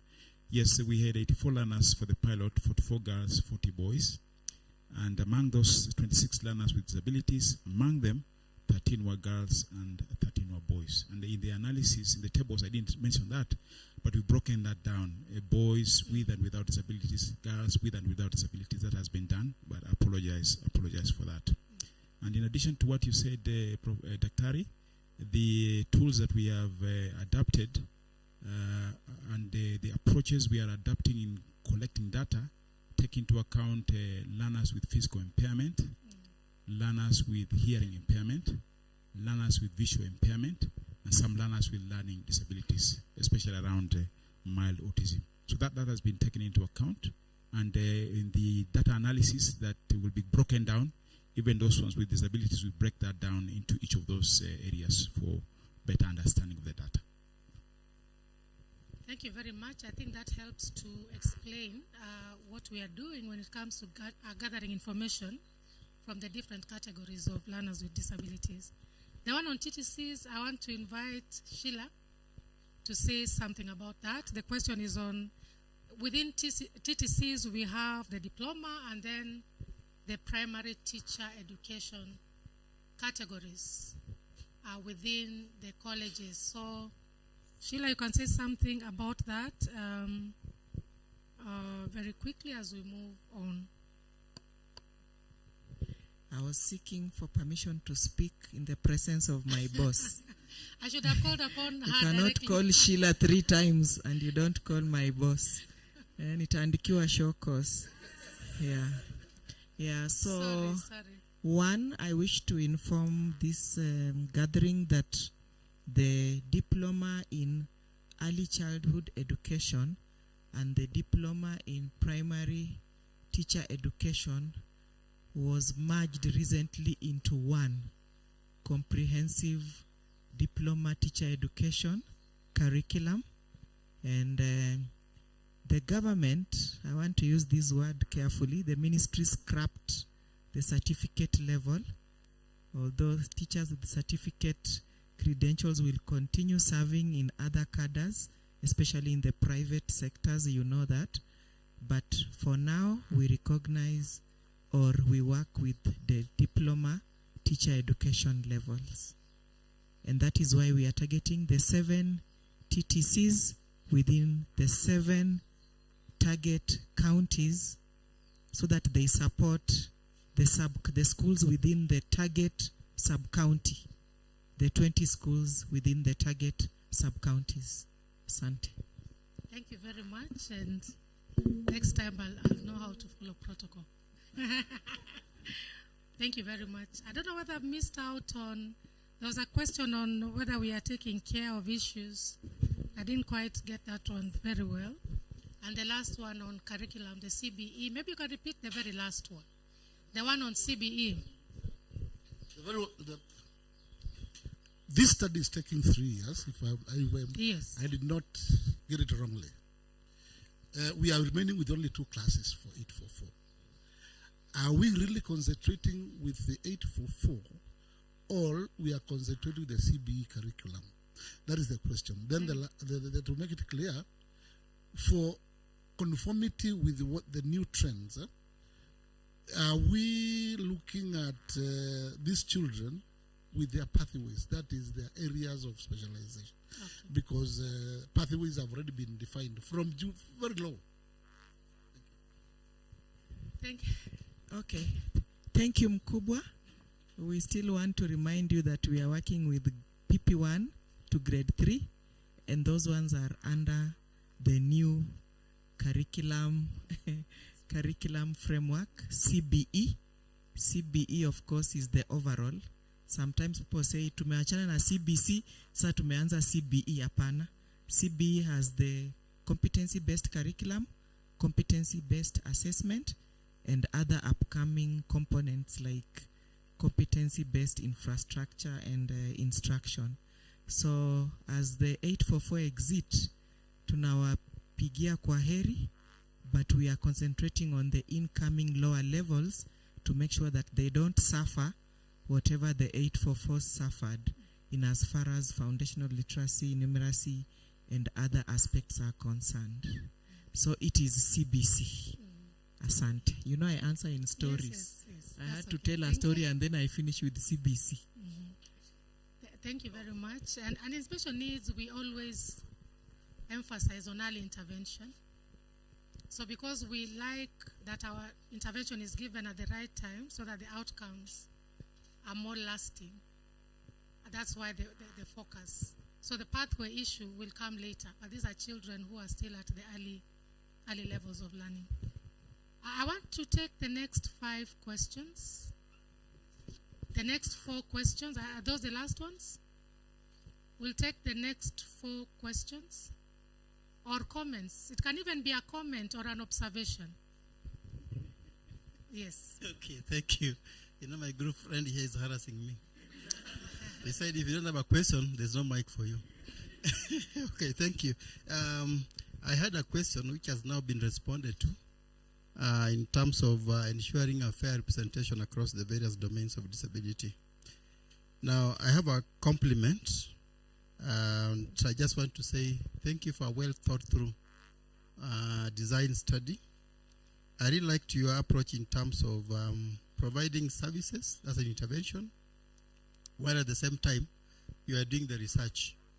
And while you are researching, you're also building systems and making sure they are strong enough, and equally creating what I can call an advocacy process that can influence in terms of decision making around issues of inclusive education. I also liked a bit of being gender responsive, because sometimes we assume that all children are equal in terms of inclusivity, and we end up losing the girls who are more vulnerable. And in conclusion, I'm actually on a hunting spree, because for CBM we work in programs and work through partnerships.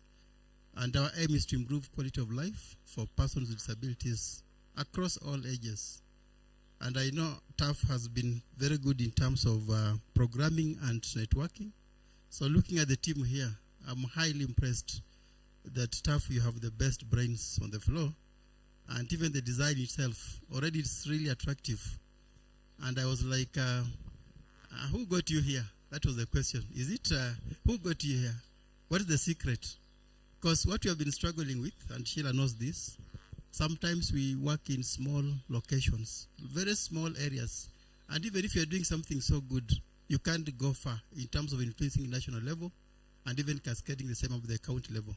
So I really admire your model.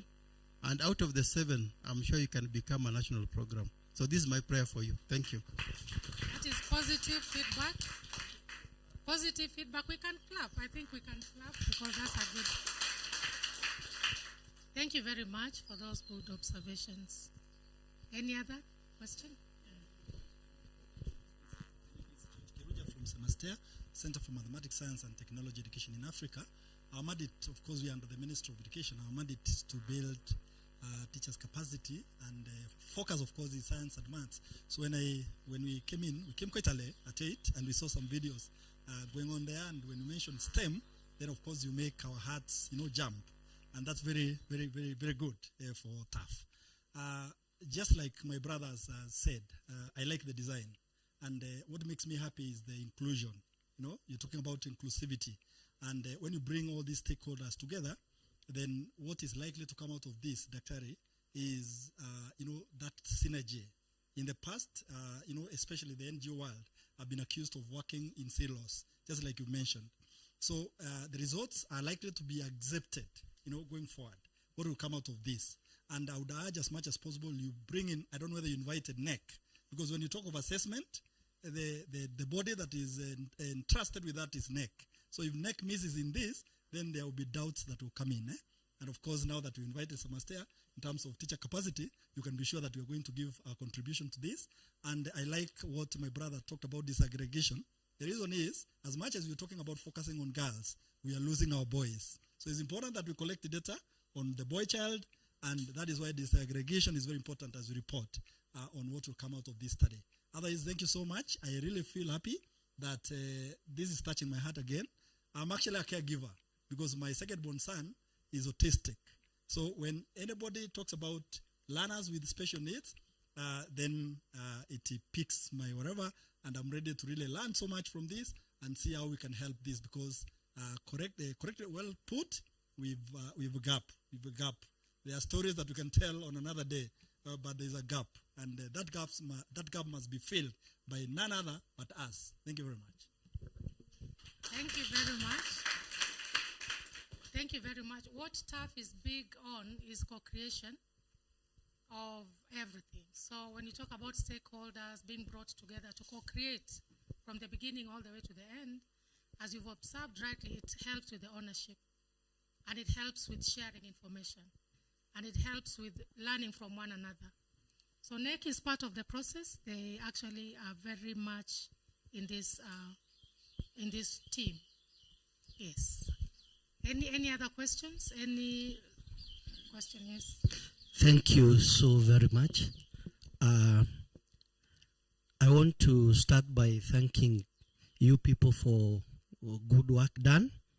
From the pilot, I discovered some good things came up, meaning those tools really did what you expected them to do.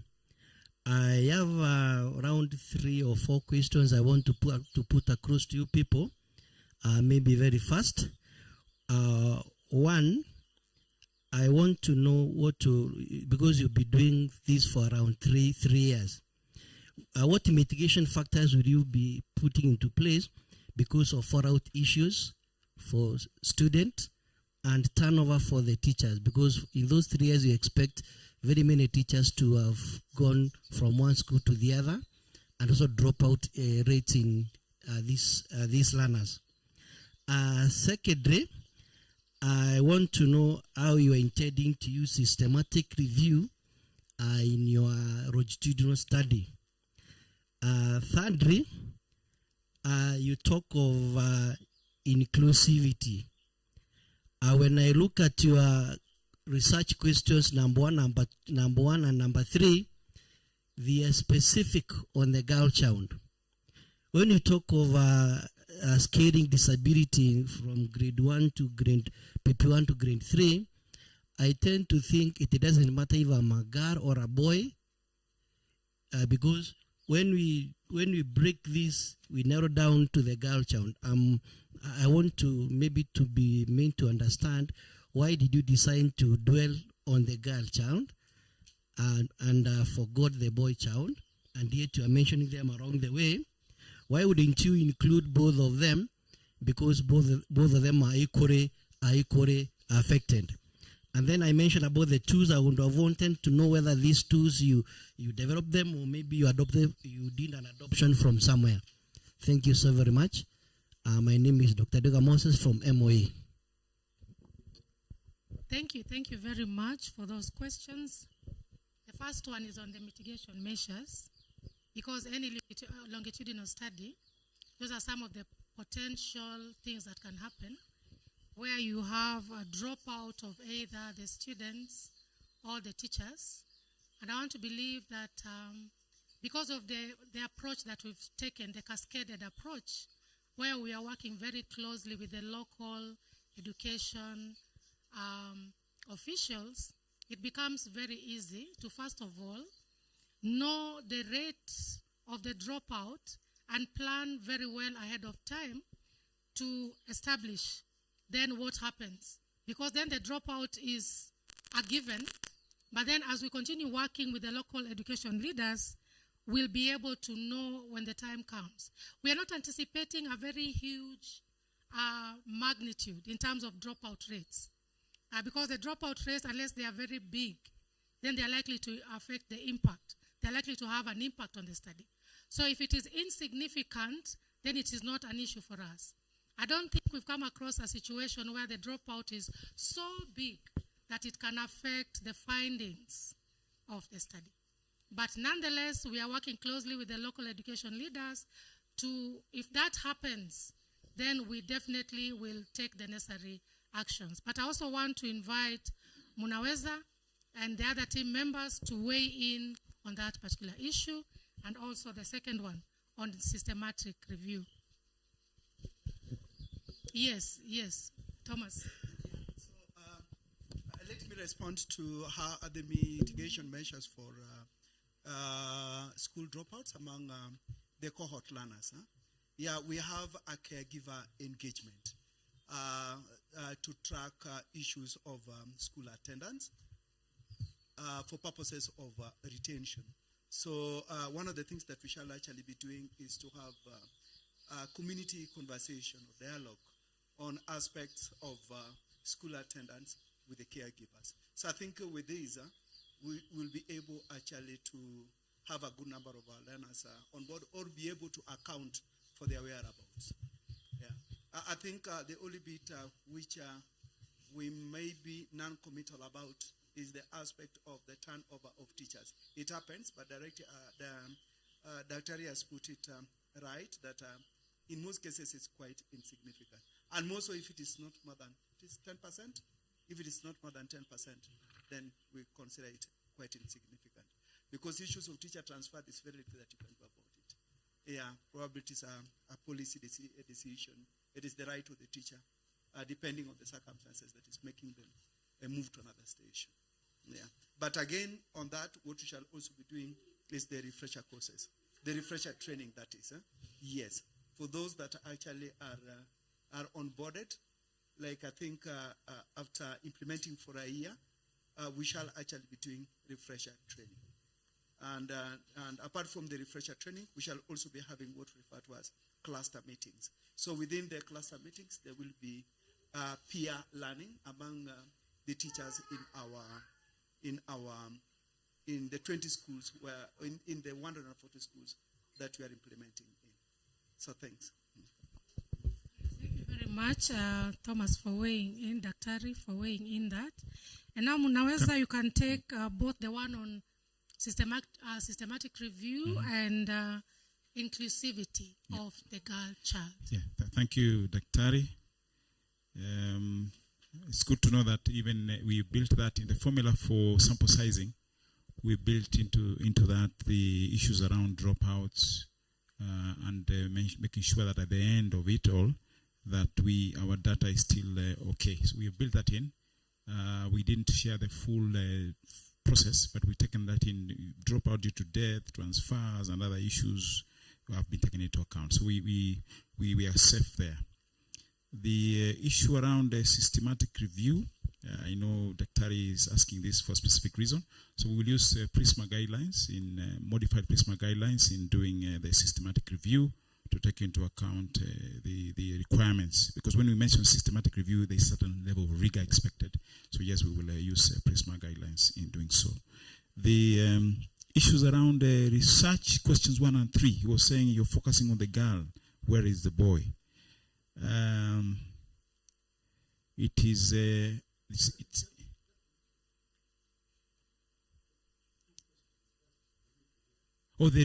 questions. All right. Oh yeah, let me read. Thank you.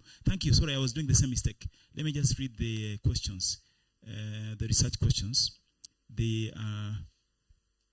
Just a minute, let me go to these questions. The first research question is, how does in-service training influence behavioral and attitudinal changes among educators to impact learning outcomes for girls with and without disabilities? So he's asking, where is the boy? Secondly, the second question, the training are most frequently adopted and how can we effectively scale their use? Number 3, how can data be leveraged to support the continued retention of girls with and without disabilities in school? So I think those are the guiding research questions. I wanted to mention that when you look at the specific study objectives and how we've broken this down into questions that guide us in the study, we have taken into account the concerns of Dr. Daktari. So that one of the things we will do in this study is to disaggregate and compare.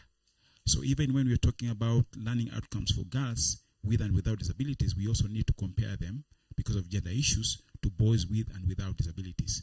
So rest assured, Daktari, that the report will have data and recommendations that will help not just girls, but also boys, and not just learners with disability, but also those without disability. So that's how we've designed the data collection and the analysis of that data. So yes.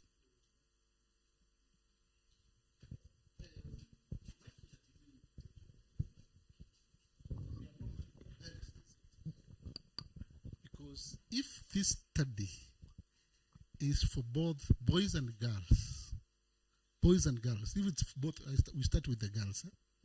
If this study is for both girls and boys, it is important we amend the two guiding questions.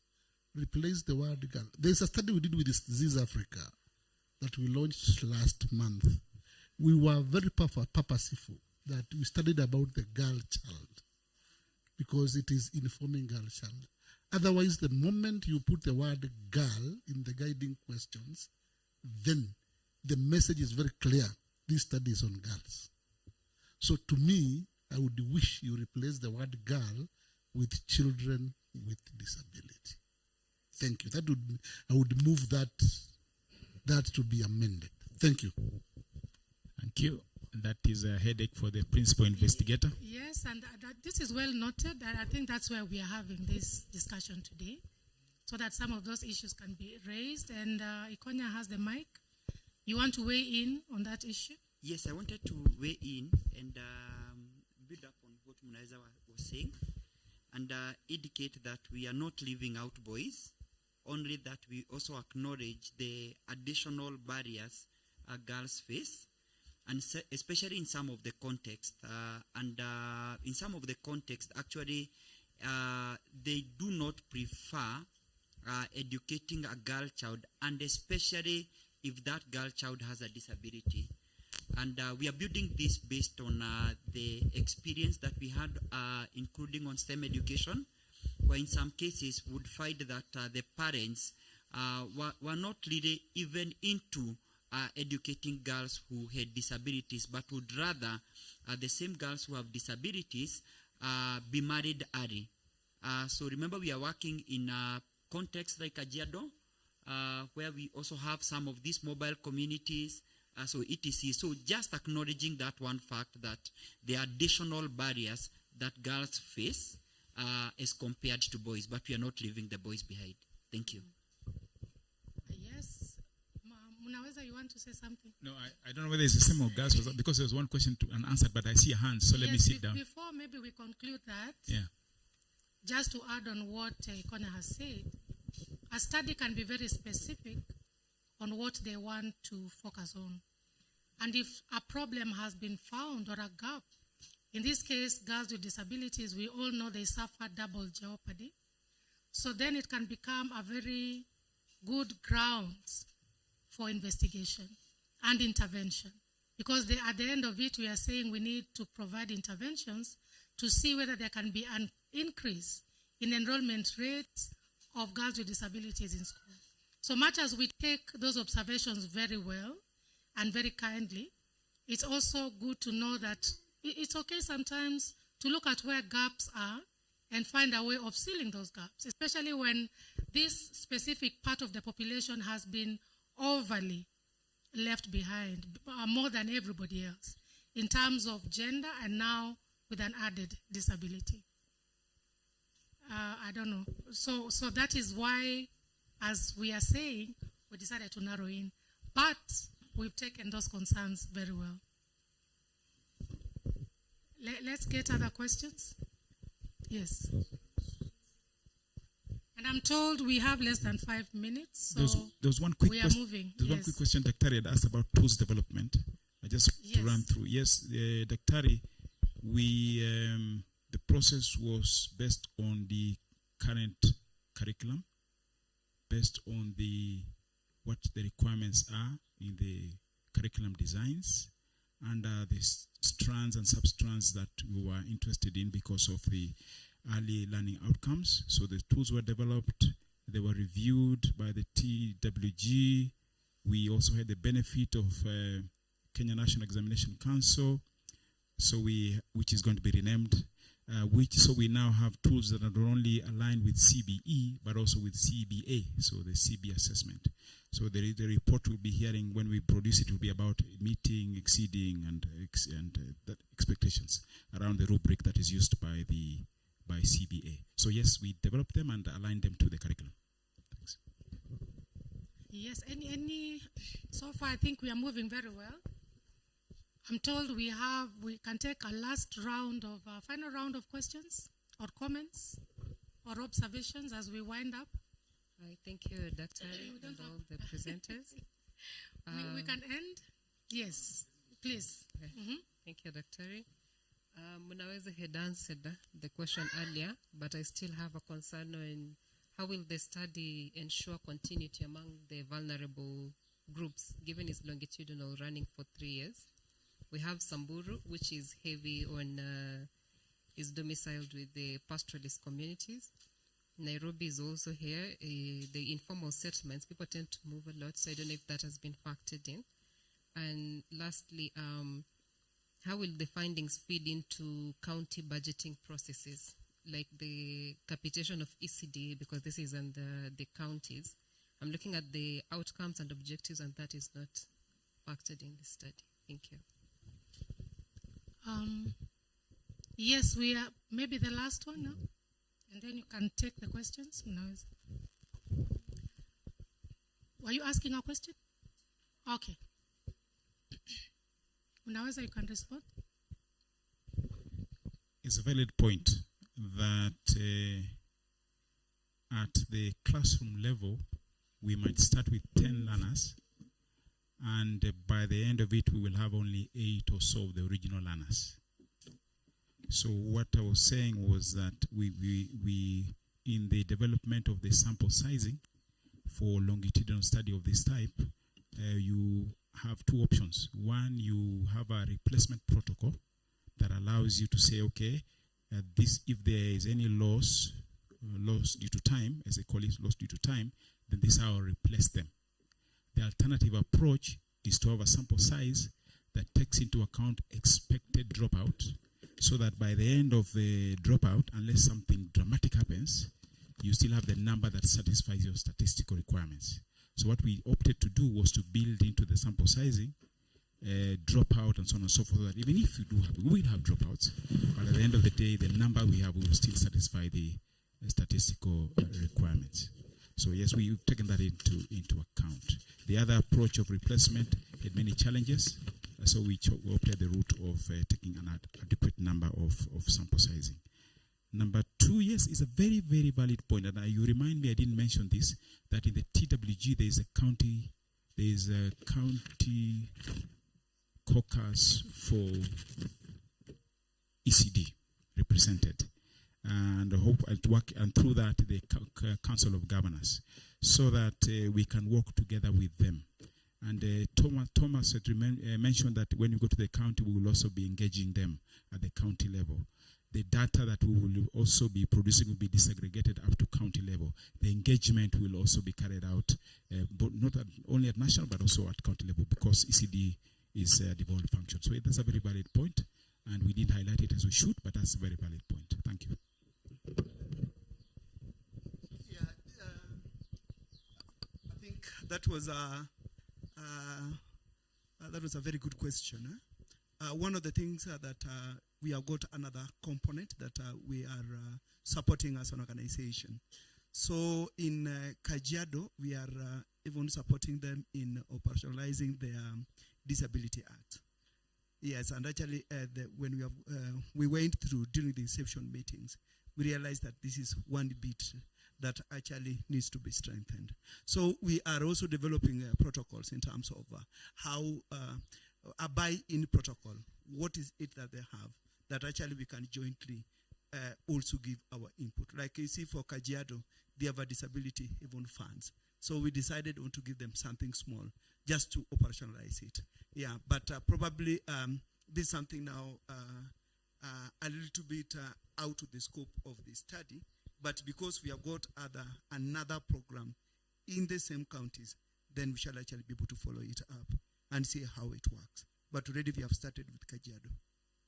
And I know it will work for us even in Siaya, where actually they literally said, we have got this, but we are unable to operationalize it. So again, with the health component that we have, and then we shall also be able to see what is it that is coming from this study, that we can be able to beef up and then say, how do we go forward in terms of making sure that there's a fund coming for, in their budgeting process. So it is a lobbying process that we shall be engaging in.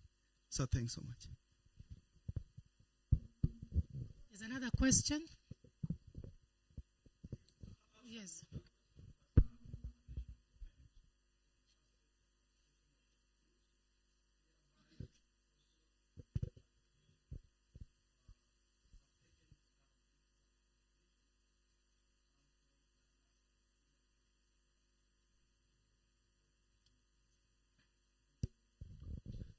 Yes, and even the tools. Remember when we mentioned the tools at the beginning, we've said that they were adapted to the different types of disabilities.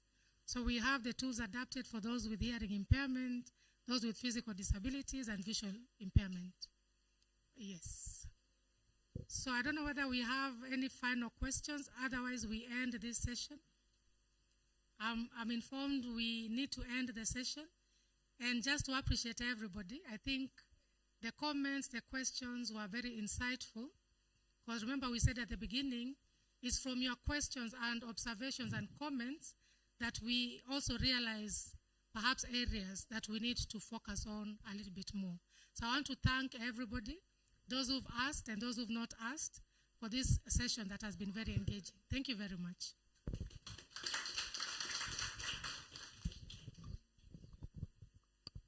Thomas, you can appreciate Daktari with very hearty claps.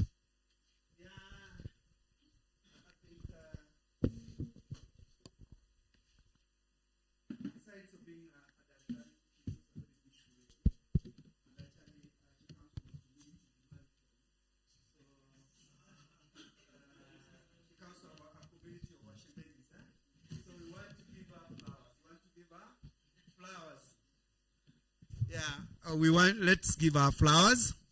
Uh-huh.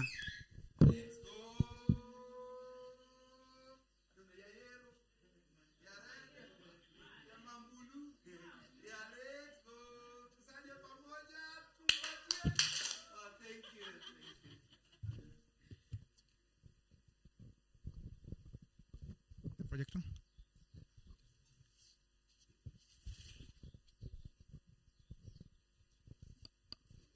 I think as we finish, we'd like to get your feedback on your experience, your engagement, so that it can help us have better meetings in the future and better engage.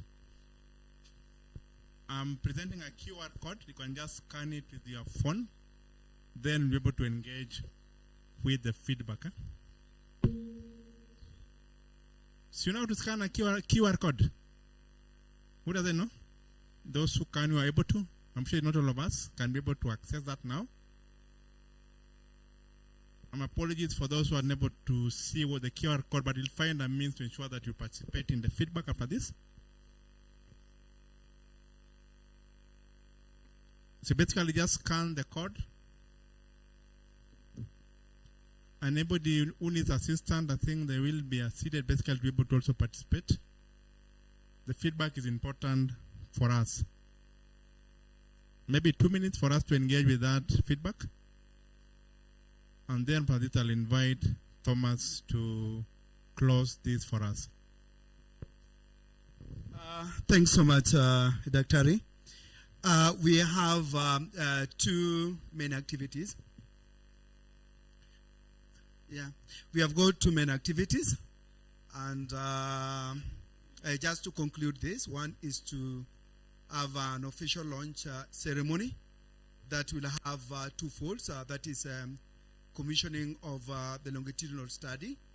And then we shall crown it with cake cutting. We don't say cake, we say cake. Can we say cake? Yeah, like we don't say gate. Is that okay? That is too Kenyeji. We say gate. Is that okay? Yeah. So we are going to have I can't see Mr. Ikonya.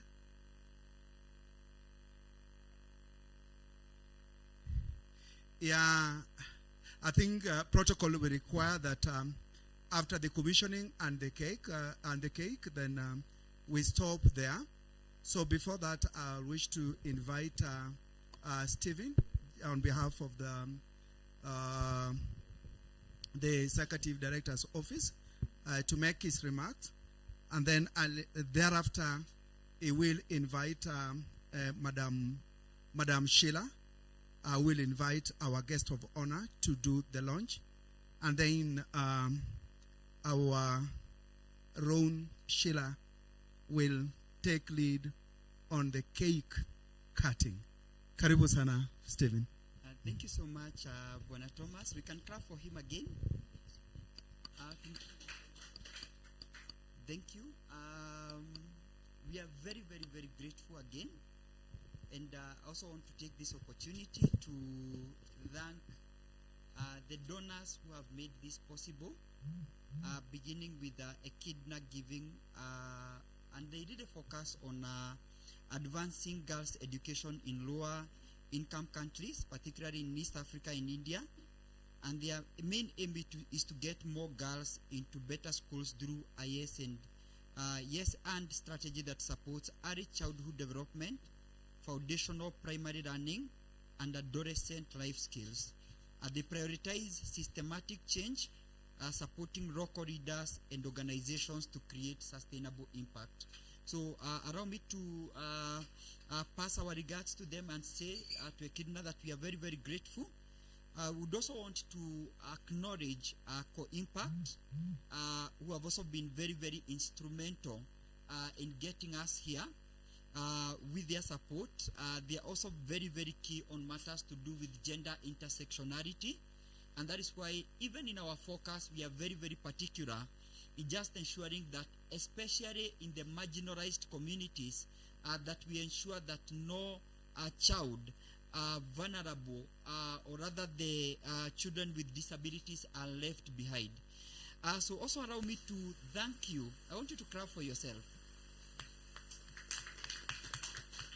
Because you are part of this journey, and I know we say that two are better than, and a journey of 1,000 miles starts with that. And if you want to go far, do we say that? How do we say? If you want to go far, we go to. But if you want to go fast, so for us, we do not just want to go. We do not want to go fast because hatutaki kujikwa. We want to go very, very far, and we acknowledge that for us to go very, very, very far, we need all of us. So thank you so much. Maria again passes her regards, and she's very, very, very grateful that you made this day a great success. So at this juncture, allow me to invite Madam Shira. Madam Shira, tukupigie makofi gani? Madam Shira is inclusive, so I'll ask Stacy, who has also gone through the hearts of Madam Shira as a mentee, to welcome Madam Shira with an inclusive clap.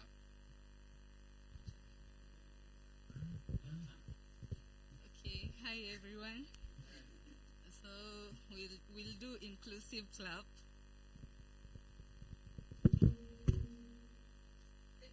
Then you clap 3 times, okay?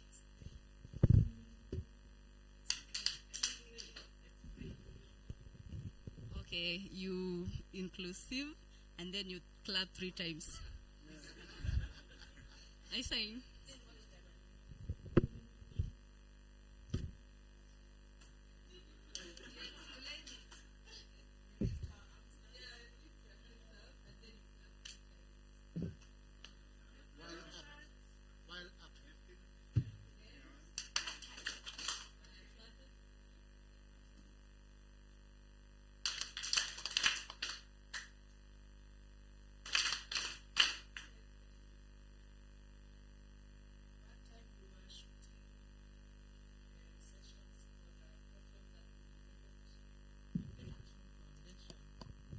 And Stacy did a story for a girl called Agwedi. So we nicknamed her Agwedi because she was talking about inclusivity. So she's also learning how to present information for persons with visual impairment. So you can be demonstrating and thinking that they can see what you're doing. So always a learning lesson. Ladies and gentlemen, we have come to the part where we have to balance between being official and getting excited. Anything cake can make you misbehave, especially for some of us and where we come from. I come from Kakamega, and I'm particularly Kabras. We rarely used to see cakes until I came to the ministry, and I've been attending functions on a light note. And so I just want to thank the Action Foundation and every other guest represented in this room. If I start mentioning, time will fly away further. and some of us need to go back to the office and also go back to other meetings that we promised that we'll be there to close. I would like to request our participant from CBM and the representative of ED TAF, Mr. Ikonya, ni wewe? Nimeona tu your smile nikajua ni wewe. I'd also like to request Madam Kaku Kimando. Kaku, you know, when I came to Jogo, I used to recite your name, Kaku Kimando. So your name is second to Mnaweza's, but I don't wish I met you earlier. I already met you. Karibu sana, Madam. Madam Kaku has mentored me in very many ways. One thing she knows is that I used to cry so much when director quarrels me. Nowadays I don't cry. I blink 3 times and then I correct my mistakes. I'd like to welcome Dr. Otube to please join. Unajua hii keki ni ndogo, nikiita watu wengi itaisha. I'd like to request Chepkony from Ministry of Education kindly. Wameja ama bado? There's a lady who it was said is very pertinent to this discussion. Madam, kindly come. I don't know what is in the cake, so I think it's very important to us that you also come. I'll request Teacher Service Commission, please come. I'll request Director, or is it C. Yongek, to kindly come. Hii keki hata usipoiona mkubwa utaigusa. Kwanza tutaigusa na wewe kwanza. Karibu sana. We have TAF. Hakuna gender kwa TAF.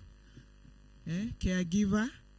Karibu, one caregiver please, so that we don't crowd the space.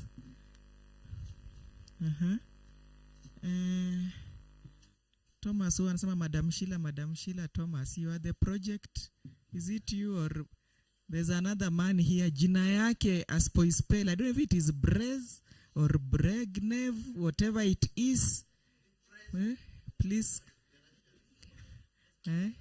Please come and stand on the other side. Madam, I requested you to join us. Yes. You're saying? The rapporteur. You don't need to rapporteur about the cake. You will just say the cake was cut. Yes? I'm looking at the space. It's just the cake cutting process, but if there is space, the caregiver with the baby can come and stand next to Dr. Otube. Ndio tukituma picha huko ngambo hata naona CBM wamesha tupea pesa. You know, you people did not understand what Munyendo was saying. I've worked with him for many years. He said he's hunting. Then he said the design is excellent. Then he also said Madam Sheila has done very well. Hiyo amukusikia, mimi ndo nilisikia. Then he said he's looking forward to working with us. Then I had 3 flimsy claps. May God forgive you. Okay. So here we are. We are so used. Do we have a DJ? Hiyo mambo ya hii ni keki sio ugali imepitwa na wakati. Hiyo ni ya 844. Sasa tuko CBC. Ni Cartoon Network. Do we have a DJ?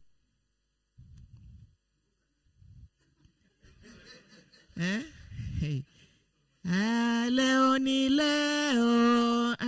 Leo ni leo. Asemae kesho ni. Leo ni leo. Hamjui kuimba? Asemae kesho ni muongo. Si mwenye anasema kesho ni uongo. Leo ni leo, si ndio? Yeah, so we celebrate this milestone, and I'd like to, Madam Kaku, please be in the middle next to CBM. Usitoke hapo kwa CBM. Na uhakikisha amekata keki. So not all of us are able to come to the front sincerely. Hata mimi mwenyewe nimejiweka kando ndio msiseme I am biased. We just want to celebrate this moment. Where is the title of the program? What has happened to the projector? because it has to appear in the photos za keki. Is it going up? Yeah, it was projected. It was supposed to be projected. Yeah, so I want to request Madam Kakuki Mando together with Dr. Otube to please pick the knife. I'll ask Director Ngek to be moved closer to Dr. Otube.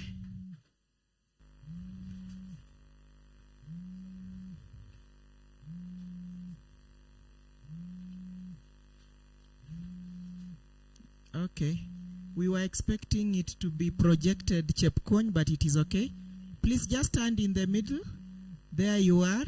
And I want us to celebrate this moment, even as we launch the study for the transforming of early childhood education in Kenya.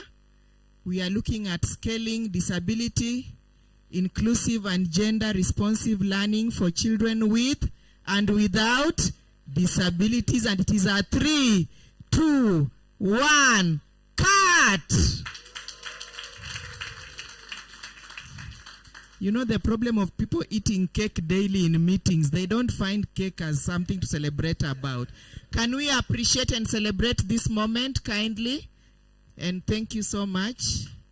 Madam Kakuni mama, amesha hesabu watu kwa room, so she's already turning it into tiny pieces.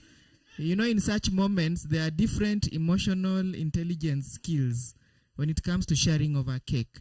So thank you so much on behalf of the Action Foundation. Mr. Ikonya, pass our regards to Maria Omare for the good work. Ladies, you should be giving plates to Madam Kaku. Please pass our regards to Madam Maria Omare. She's a personal friend to me, and no one can rub that. We know how we began these conversations. We want to celebrate you people for what you're doing. TAF has grown in our own eyes, in our very eyes, as Western people say, in our very own eyes, and we celebrate the Action Foundation. Sincerely, unless it is UNICEF, UNESCO, don't quote me and please delete that recording. I don't think TAF is rivaled when it comes to interventions for children or learners and trainees with disabilities in this country. Even with very little resources, they dream big, and we make sure they do big things. And so thank you so much.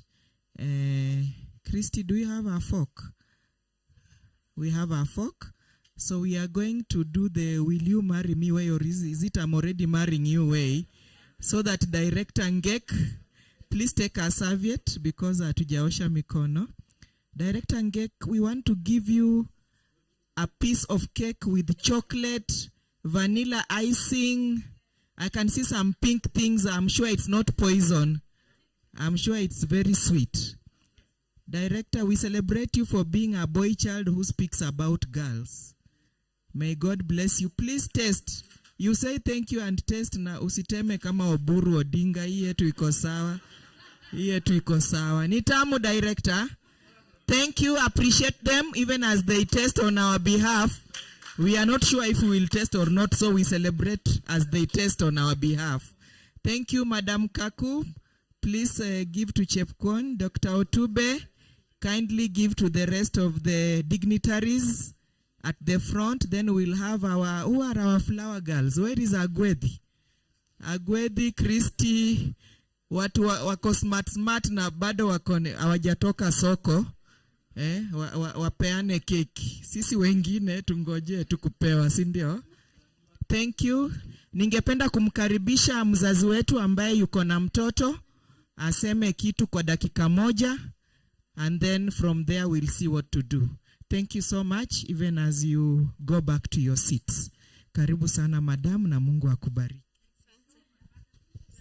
Habari zenyu tena.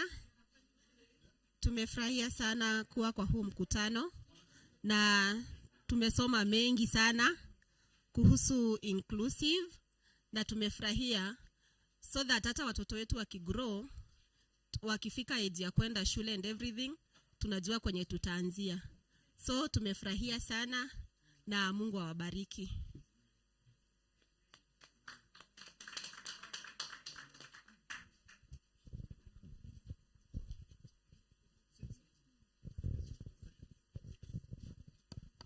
So at this moment, I know the cake is coming round. I'm told of people who are in a wedding and the cake was going round. There was one gentleman waiting like Kisianga, my friend, and the plates were just passing and passing and passing. He was very frustrated. He bent down and prayed, and then when he lifted his head, there was a plate being pushed towards his side. So he put all his hands inside, wishing that he gets the most of the pieces of cake that had come finally. So when he touched whatever was inside the cake, unfortunately it was toothpicks. It was not cake. Those who have not laughed at this joke, you will never laugh at any other joke. So sometimes in life, sometimes in life things may pass us, but hapa kwa tough, things never bypass us.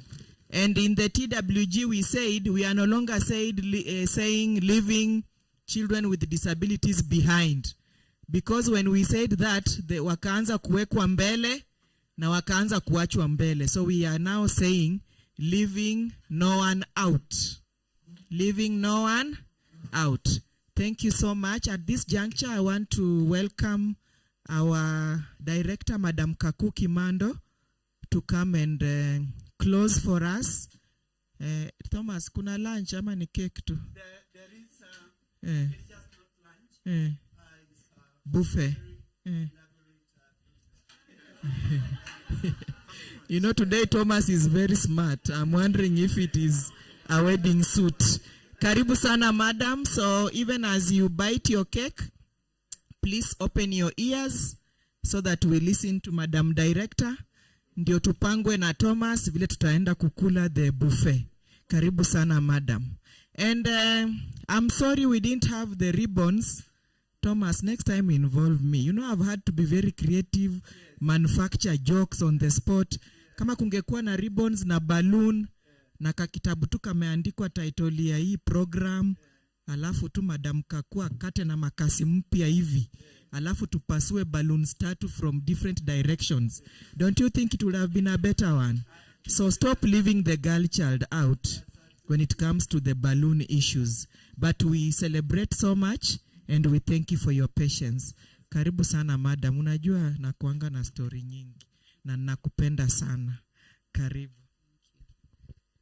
Oh, wonderful. Ukilea mtoto na anakuwa si unafurahi? Kasi nilifanya, msichana ndio huyo, anafanya exploits. I want to say this was a nice meeting. And what really excites me ni kwamba this study will take the Ministry of Education to a level of continual improvement where the ministry will engage itself. The findings definitely will give us information, will affect and impact on decisions when it comes to inclusive education, and therefore TAF and all the other organizers, the other partners who are participating in this and who will participate, I want you to know that we really appreciate you. The Directorate of Special Needs, specifically Special Needs Education, appreciate you. And we are ready. The Directorate is ready to work with you. Just bring the program. Let us sit down tusemesane. Na after that, tutaweza kuendelea mbele. Without partnership, it will be very difficult. One of our mandates is partnerships, ensuring that partners have a level ground where they can do their programs without much difficulties. So thank you so much, TAF, and everybody involved for this, and all those who attended. I want to say we thank you, we appreciate you, and we are saying may God bless you, may God bless TAF and all the other partners who are here, GEC and the rest. Madam, Kenyatta University, my school, we really appreciate your work, your articulation. we want to appreciate you so much. So thank you so much, everybody.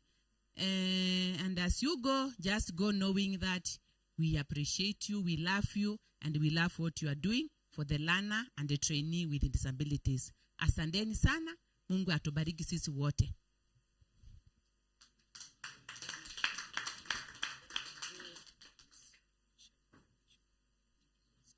And I am reminded again, you know, when you are not used to doing these things, you have to keep on being reminded. So at this juncture, I want to pronounce that this commissioning of the longitudinal study has officially been launched. Asanteni. Thank you so much, Madam Kaku. We would like to give her the Nyayo clap.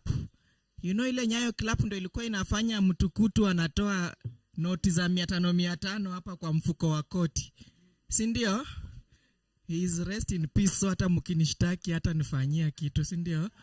Yeah, so we want to give Nyayo claps. Moja ya mkono, alafu nyingine ya mguu, alafu ya mwisho ya tap tap.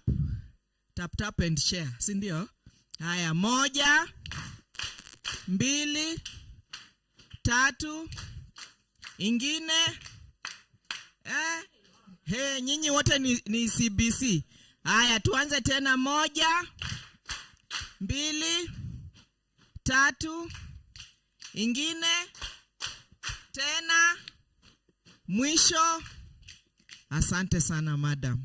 Na ukirudi kwa ofisi unisifu paka nipewe promotion. Sino tunafanya kazi nzuri hapa nje. Please, uandike barua kwa Public Service Commission. Nishtukie tu HSC, si ndio? Yeah, thank you so much. And thank you for laughing and feeling good. Next time you will laugh harder. I promise. So if we call you, uvunjike tu miguu ukikuja huku TAF. There are good things here. And with that, I know Thomas is eyeing me from the corner of his eye. Please come and direct us. Hata mimi sasa I officially close myself from this conversation. Thanks so much, Sheila. I love Sheila for very many good reasons. One, she's very helpful. She's brutally honest. And her level of humor is high-pitched. So everything about Sheila is just wow. So thanks so much. On behalf of the Action Foundation, we want to say a very big thank you for honoring our invitation, finding time to come. Note that you are idle. It is because you prioritize this just to make a change. Be part of the history of making a change among our disabled learners. May God bless all of us and take our greetings back to your institutions. Yeah, take our regards, and we value you people. So next time we call you, kindly just come. I know the next event that we shall actually be holding together is the dissemination of the baseline findings, and that is somewhere in May. I know the preliminary findings that we had here were quite shocking, whereby a good number of our learners are unable to do word problems in mathematics, where actually reading is an issue, low proficiency in reading. And then again, we also realize that our learners also have issues with what? Comprehension. Yes, those that can be able to read, they read without understanding. So those are very serious gaps that actually we really want to work on. Again, we also looked at the discrepancy between our disabled learners and the regular learners. The gap was quite wider in terms of the learning outcomes. So these are things that actually this study will dig deep into. So ladies, without much ado, we only have one thing to do. We are going to take a photo. After that, there is a delectable lunch. I think, Sheila, that is good vocabulary that have just come my way. Because, yeah. Now, actually, when you are where doctors are, you have to struggle and make sure that you befit the occasion. Good. So, ladies, ladies and gentlemen, I'll call upon one caregiver just to pray for us. A volunteer, and I can see the Spirit of the Lord is pointing at someone. A volunteer among our caregivers. Oh, madam, just come. Yeah, kindly come. So those of us who can be able to stand, tusimame na tuombe. And then immediately after that, we are going to take a photo. So Dennis and your team, kindly organize yourself very well. Asante. Tuamini na tuombe. Asante Mwenyezi Mungu, ni kwa sababu ya siku ya leo Jehova. Umetuwezesha Mfalme, tumemaliza siku ya leo vile ulikuwa umeandalia Jehova. Tunahitaji neema tunapoondoka, tunapotawanyika, ukatulinda hata barabarani. Naomba katika jina la Yesu naomba na kuamini. Amen. Asanteni sana. So kindly let's just go outside here and we take a group photo.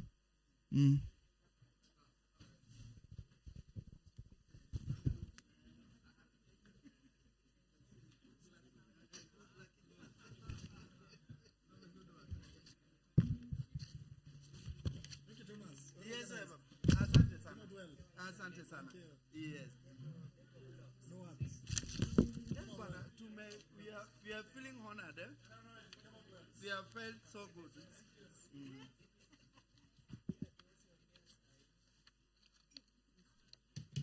That is so nice. Jamani,